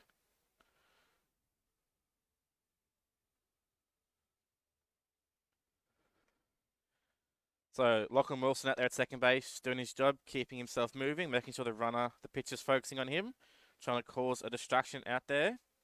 Connor takes that pitch on the inside corner for ball 2.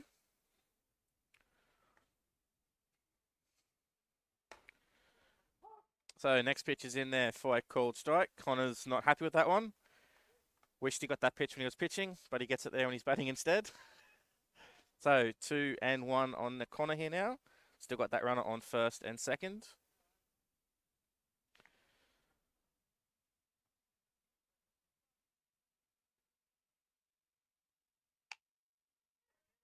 So Connor hits a ball to shallow centre field, which Alex Skepton dives for, but can't quite get there. So we have a single there for Connor. Connor with a bit of a smile there when he gets to first base. Ball off the end of the bat. So brings us back to loaded bases now, and that will bring up Kalen Van Hilst. Kalen batting here with 1 out. So this time we'll have the corners of the outfield playing in. So infield. So corners of the infield playing in. So any ball to them will come through the catcher. Pitch comes in from Andrew, and that is for strike 1. You can see second baseman Will Riley just backing up the pitcher there on the strike from the catcher with that runner on third base. So a bit of a check swing there from Kalen. So the throw from Logan went to second base, but the throw drew Will Riley off the base. And then Kalen beat the play out at first. So with that play, the Yardbirds take the lead on that run-scoring fielder's choice. So 2-1 now, and that will bring up Jake Ferguson to bat here. So still got loaded bases. And still have that 1 out. So pitch comes in from Andrew, and Jake swings over top of that one, ball in the outside corner.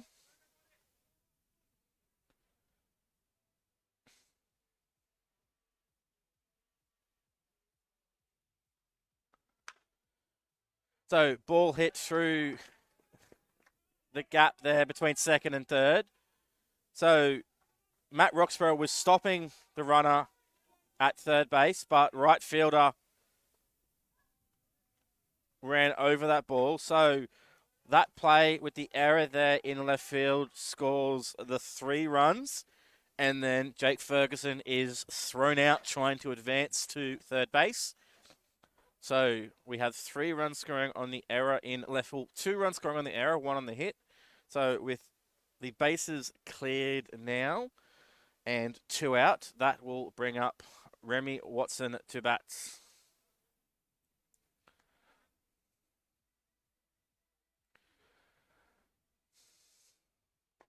So Remy swings through the first pitch there for strike 1. I will just confirm it is 5-1 when the score is update the last score in a second. So off-speed pitch there from Andrew, which Remy swings over the top of again for the second strike.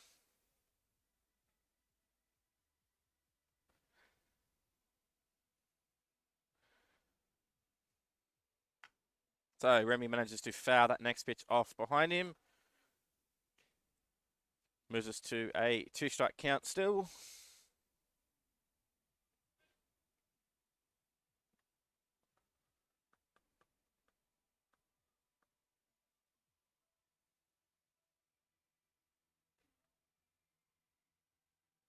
So pitch comes in from Andrew and just misses the bottom corner there. The whole Assassins team started to walk off there. Thought that one was a called strike, but umpire didn't give it. So that pitch is off speed down the dirt. So that moves us now to a 2-2 count, I believe.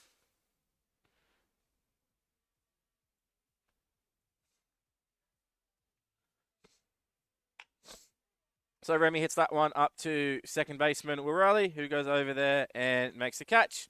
And that will end the top of the 6th. I believe that Yardbirds score 5, but nonetheless they do take the lead.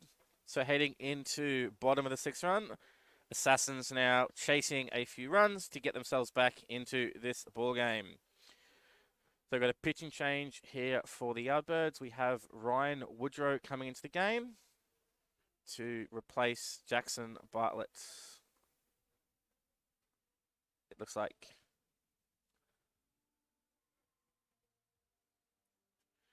So we have Emil Nell coming in to play right field. So obviously Connor Laverty had the at-bat there and then comes out. So Emil Nell comes in to play right field. And then Ryan Woodrow is coming in here as the relief pitcher. I'll take a break and be right back once Ryan has finished his warm-up tosses.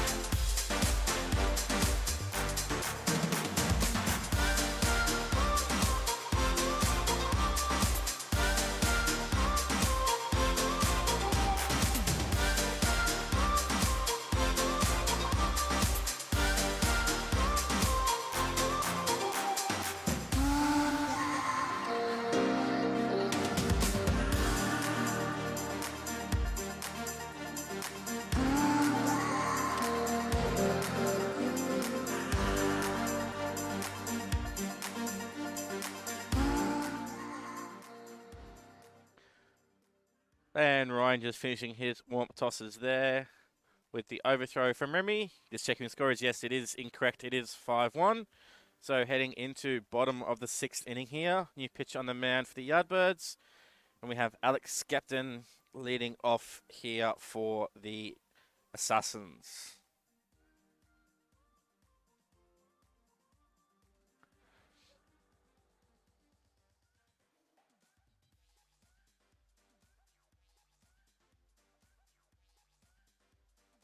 So first pitch from Ryan is fouled up the third base line, but the ball goes foul. Does manage to roll back in fair, but that was after the base, so the ball is foul. Trey just stumbled as he went past, so Alex will return to the batter's box here with an 0-1 count.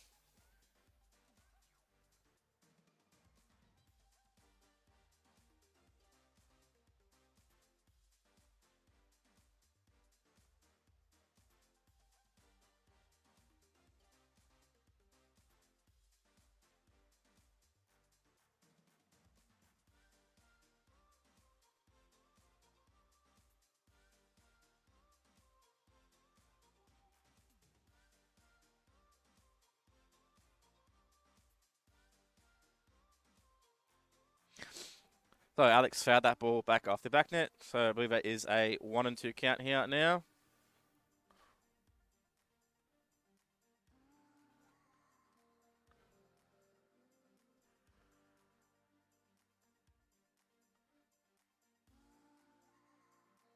No, 2 strikes.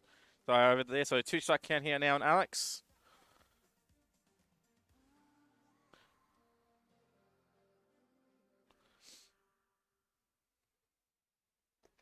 And off-speed pitch there from Ryan.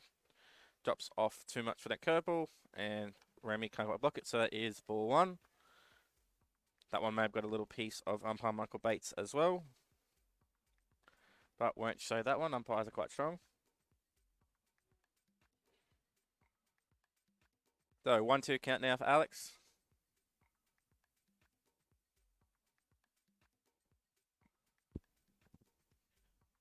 So curveball again. This one bounces in front of the plate, and that will be another ball. So ball 2.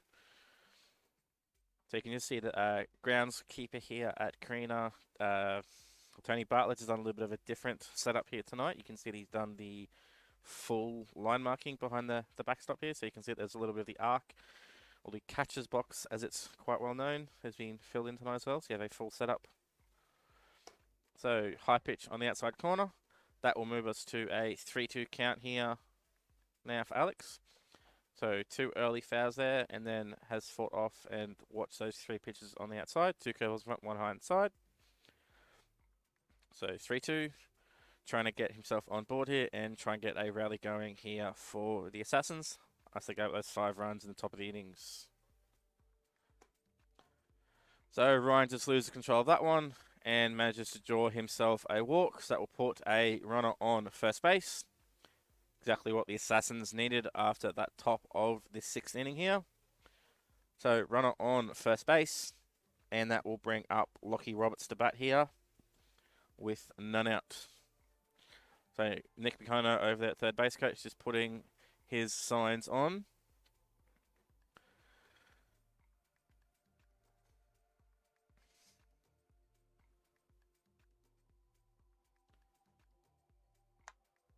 So first pitch from Lockie, a high pitch there from Ryan is fouled down the third base line. So obviously, as we mentioned there before, we had Sam on the Mofrin here, just obviously with the lefty on the mound. That runner at first base is keeping himself nice and close, making sure he isn't going to get very easily picked off. So 1 strike on Lockie.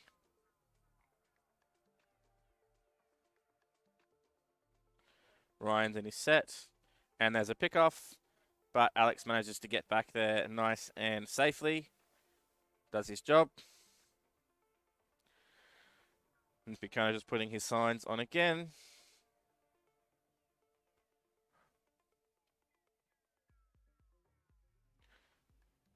So, bit of a flinch there from Alex on that play. Just making sure he's judging the pitcher correctly when he's going. First movement was back towards the base, then he stepped off once the pitcher was to the plate.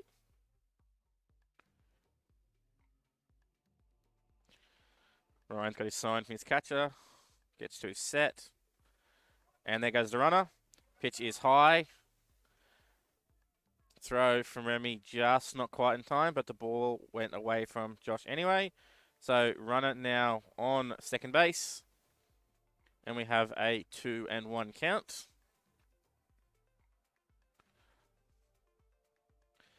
So runner in scoring position here now for the Assassins, trying to slowly tuck away at that lead, get themselves a couple of runs back here.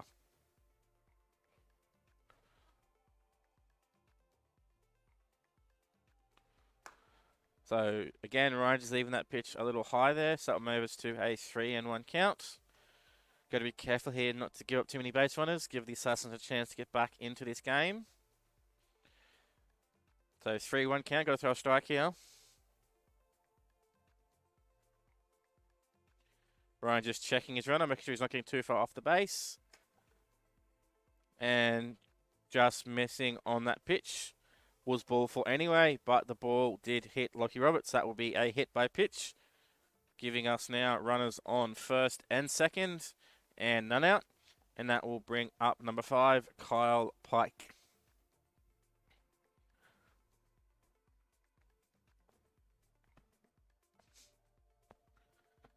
So Kyle trying to do some damage here. That runner in scoring position, trying to score another run here for the Assassins.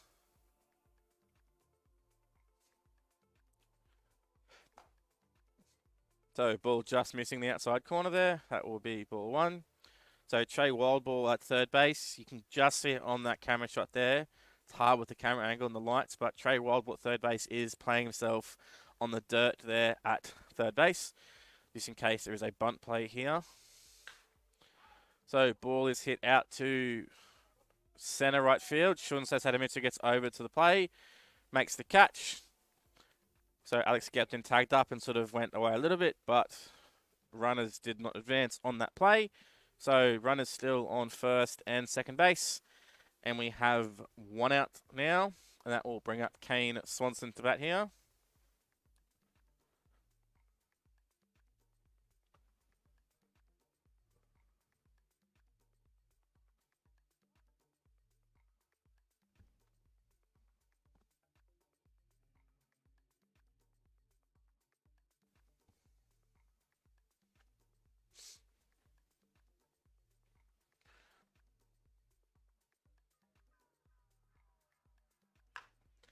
So first pitch is fouled off the first base side.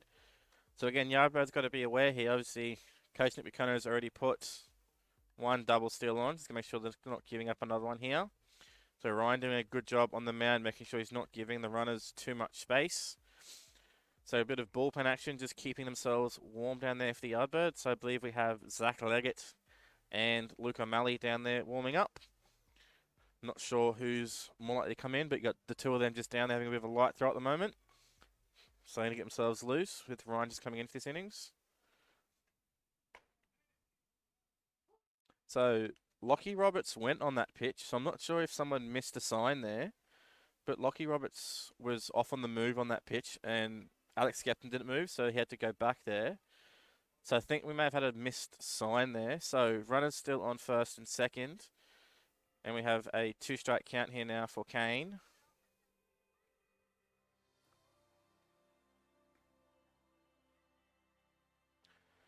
And we have a balk there by Ryan Woodrow.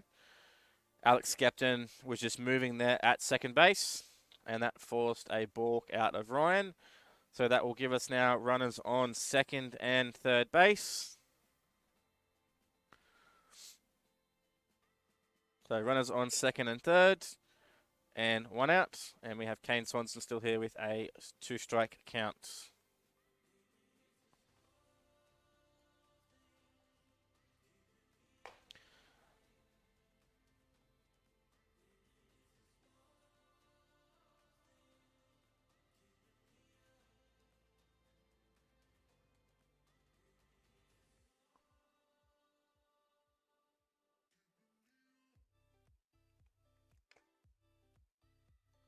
So that next pitch is fouled there off Remy Watson.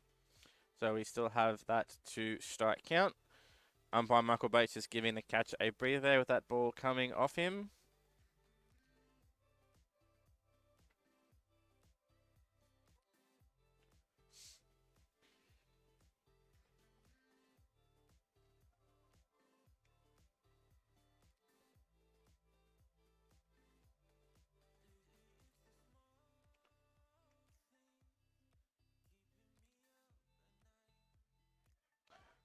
So off-speed pitch comes in there from Ryan, but it managed to hit Kane.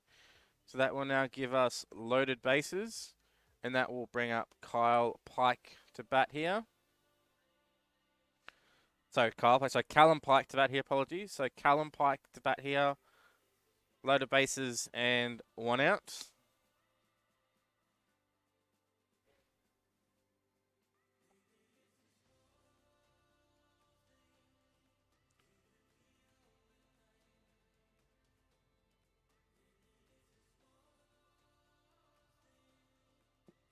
So first pitch from Ryan is over the head of Callum. So Ryan just losing a bit of control here. So first pitch was straight into the back there for ball one. So you've got the corners in the infield playing in here. So they'll be rolling the double play through home. Then you have the pivots up the middle are going to be going through second base.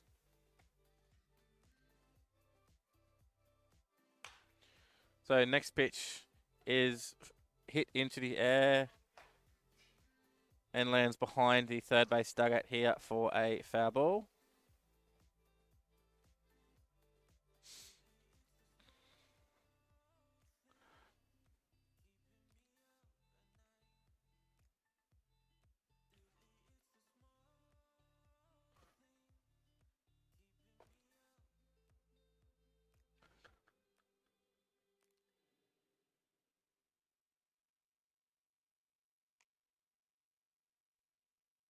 So Ryan Woodrow just changing the ball he's got out there on the mound.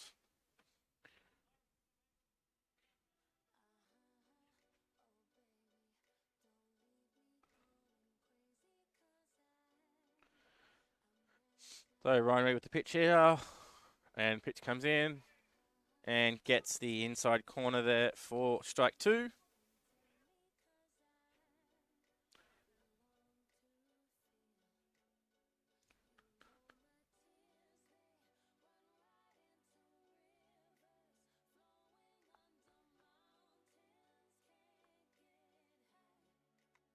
So Callum manages to fight that offside, outside pitch off and keeps his at-bat alive.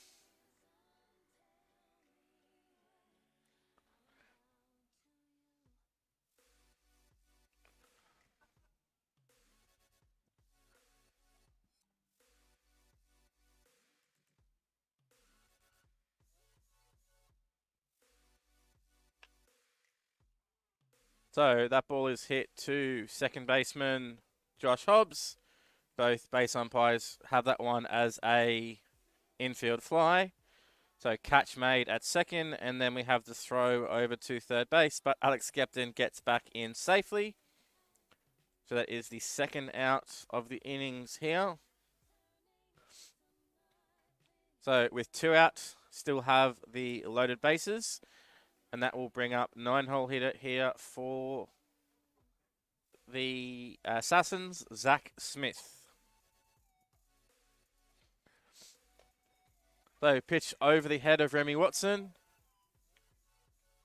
And he fields that ball himself off the back net, but Alex Skepton manages to get in safely at home.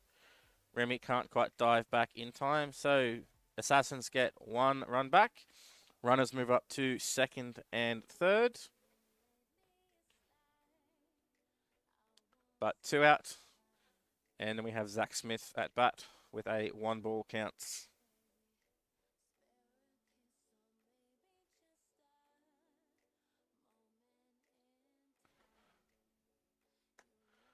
So Zach swings over the top of that next pitch for strike 1.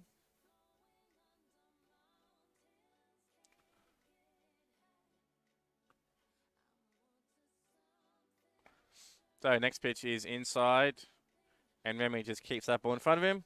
That runner on third base. So 2-1 count here now. So yeah, so Luke O'Malley is the pitcher warming up down in right field.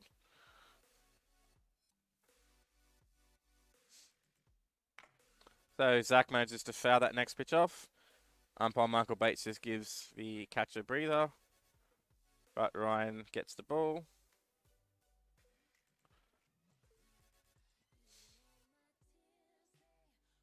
So 2-2 count here now for Zach, trying to keep this innings alive, trying to get some more runs here for the Assassins.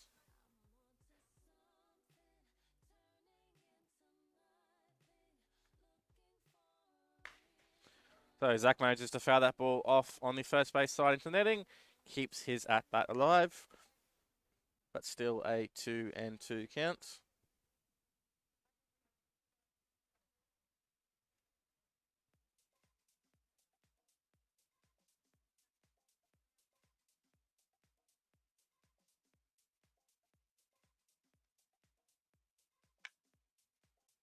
So ball hit to shortstop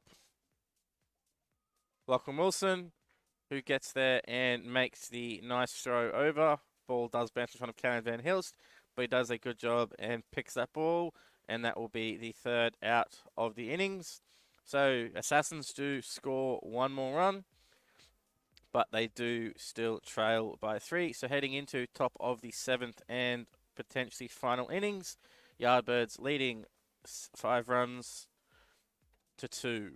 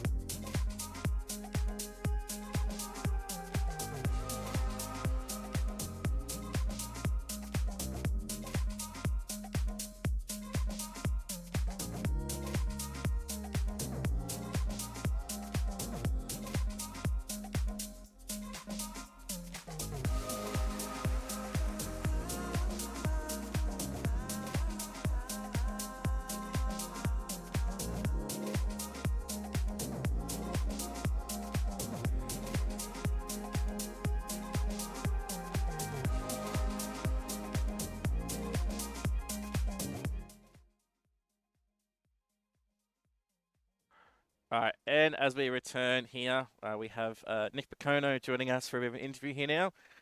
Sam Holland stole his space earlier in the game. There you go. Oh, there we go. Good person to hand it off to. So you've got Andrew Coogan on the man here now. So you guys scored the 1 run back there in that last innings. Would have probably liked to score a few more. Yeah, we would like to tack a couple more on. We had a couple left on, which we'll work through. But as a fly ball goes to Alex Skepton there in centre field, that's what we're looking for, Andrew Coogan. Throwing strikes. Nice routine play out there by Alex for the first out. So that will bring up back to the top of the order here for the Yardbirds with Daniel Yonemura. So yeah, talking to Sam before, so just on that, the man moves you went to Sam, was that do you want to keep going, or was you're coming out and he convinced you to stay in the game? Bit of both. Him and Danny have a long standing rivalry, so He did say the same thing, yeah. he wanted after him. He said his aim to come in was to go 2 innings, and he asked to get 1 more out in that 3rd innings, and then went to 2nd out, and then he saw Danny was going out, so he convinced himself to stay with Danny. So yeah, it is handy having Sammy there. It's been really good having the older guys being part of this. that was one of the questions I asked you, is just how's it been with yourself as the coach having those older guys? So you've got Nate, you've got Logan, you've got Sam on your team. Yeah. It makes it difficult having your double switch at the start with Nate and Sam, but having those older guys is obviously very important. Yeah, and it's important for the development of baseball because those guys share their knowledge around, which is really good. Having guys like Zach Smith and young Southey being around those guys, it teaches them a different style of baseball. We've got Badge just... It's your turn next, Badge. Again, Badge over in the background just talking shit like always. Yeah, so 2 quick outs there for Cougs. Done a good job here, come in. Umpire just went over to Doug. I didn't see what he was arguing there. But yeah, so Lachlan Wilson up the bat here with 2 out. Hey, Badge, can you tell Nevi to get Pethick? Nevi to get Pethick ready? Nick McConaughey just doing some coaching from up here as well. Yeah, we're trying to get all the guys in to get some work with the rain out. It really pushed our guys back, and we really want to prepare. Yeah, so that was it here last week. So you guys got rained out Yeah. earlier, I think, than we did. So we went off for a delay and then came back here and didn't finish the game here on Tuesday night. But in my opinion, probably shouldn't have come back out with how it was because it was still raining when we came back on. So. Yeah. And that's obviously one of the things, well, having those older guys, but also with the pitch, it allows you to get a few more guys, some innings in as well. So Yeah, and it's really good for the GBL season coming up. These guys getting some extra at-bats in, it really prepares them well for the season. So I'd like to see how all these guys go statistically.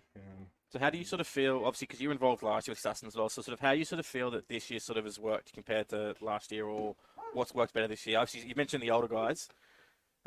I'll let you say one more thing, but that's to strike at the innings, but...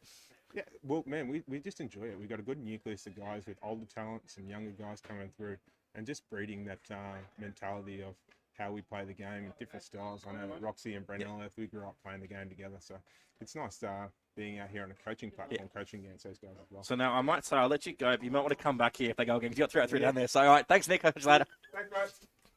So, yes, I'll just let Nick go there. That one's obviously going to go out and be the base coach. But yeah, very, very quick innings there. So, didn't quite get to ask as much as we wanted to, but you can't really complain when you get a nice, very quick 3 out 3 down there. So, thanks to Nick for coming up and saying a few words with us. As you could see, he was still coaching. I was up here making sure his assistant coach. So, Nev Brocky is his assistant coach. Was still giving some tips there, making sure that Nev was getting his pitches ready to go in case they needed. So, heading into the bottom of the 7th inning here. So, obviously, this is potentially the last innings. If the Assassins do score 3 runs, we can go into extra innings if the time allows it.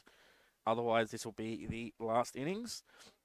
So Ryan Woodrow still on the mound here for the Yardbirds, as the Assassins need 3 runs to either draw this game or 4 to get themselves into the lead.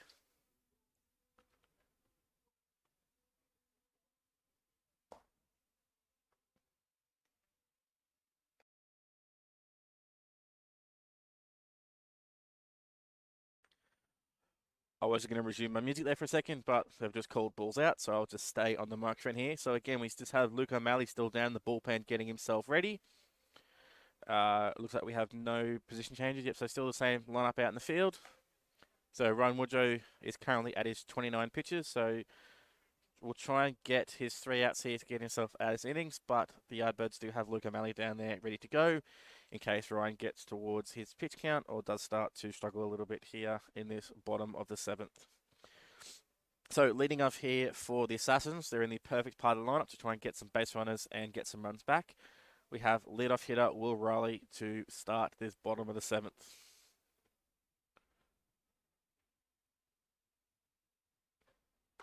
So first pitch from Ryan is a great start things for him. Comes in and is a strike there. Perfectly what you want to see here.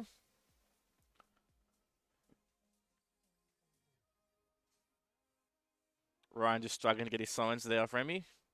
Has to look in very close to see. Gets his sign and delivers the pitch. And that ball bounces about a metre in front of home plate. Remy does a good job to keep in front and blocks it, but it is still ball one. So 1-1 count here now for Will.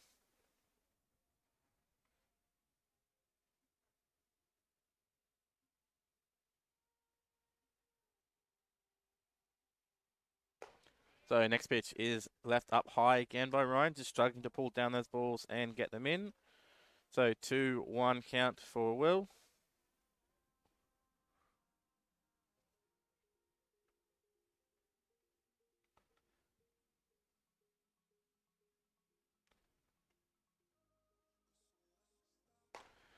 So Will swings around that pitch there, and that will be the second strike. So Ryan done a good job there. Couple of wild pitches, then comes back and gets the swinging strike there by Will. So 2-2. We'll get a fight off anything close here now.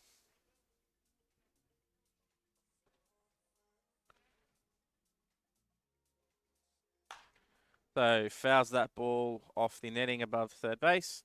Keeps his at-bat alive with the 2-2 counts.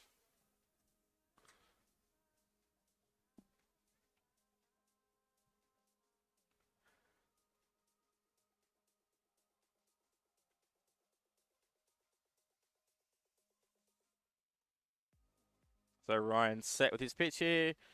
Comes the wind up and gets the inside corner there, and that will be the strikeout to start this bottom of the seventh.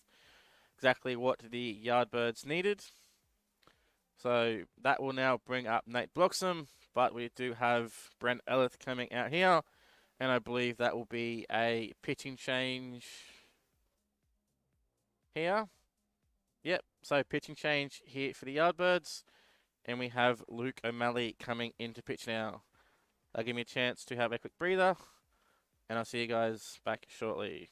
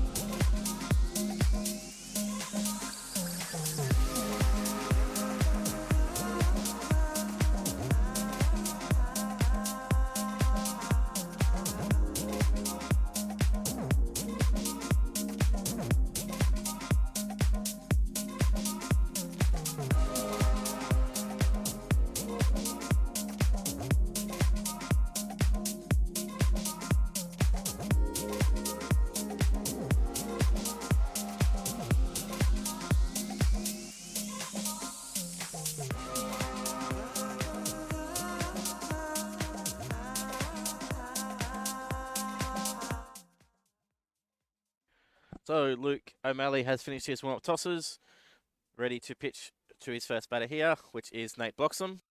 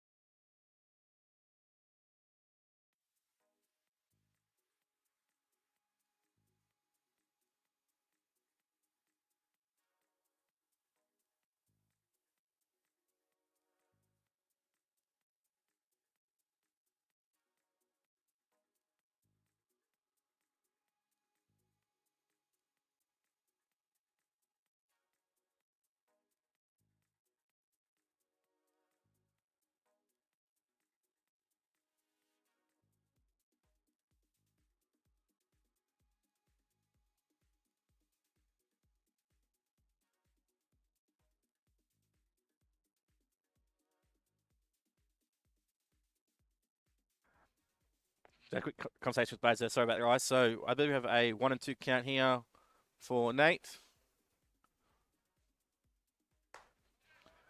So Nate swings over top of that pitch, and that is the second out in this bottom of the 7th. So Assassins now down to their last out here. And they have Logan Wade up to bat. So great guy you want to have out here. Need to get yourself a base runner. Keep this innings alive. But Luke did a great job there and getting the strike out there on Nate. So 2 strikeouts here in this bottom of the 7th. First pitch to Logan is down for ball 1.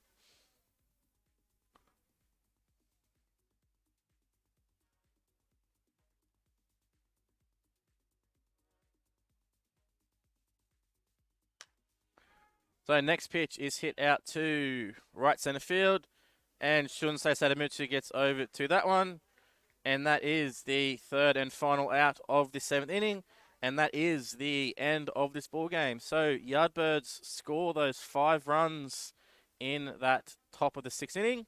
That is all they needed. They win this game 5 runs to 2. So again, thank you to our umpires and our scorers for tonight, and to Karina for hosting. Yardbirds take this one with a 5-2 scoreline. That is it for me, Matt Glasson. I'll just leave this going a little bit with some music going, but thank you everybody for tuning in.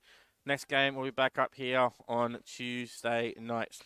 Thank you very much. Have a good weekend, everybody, and I'll see you on Tuesday.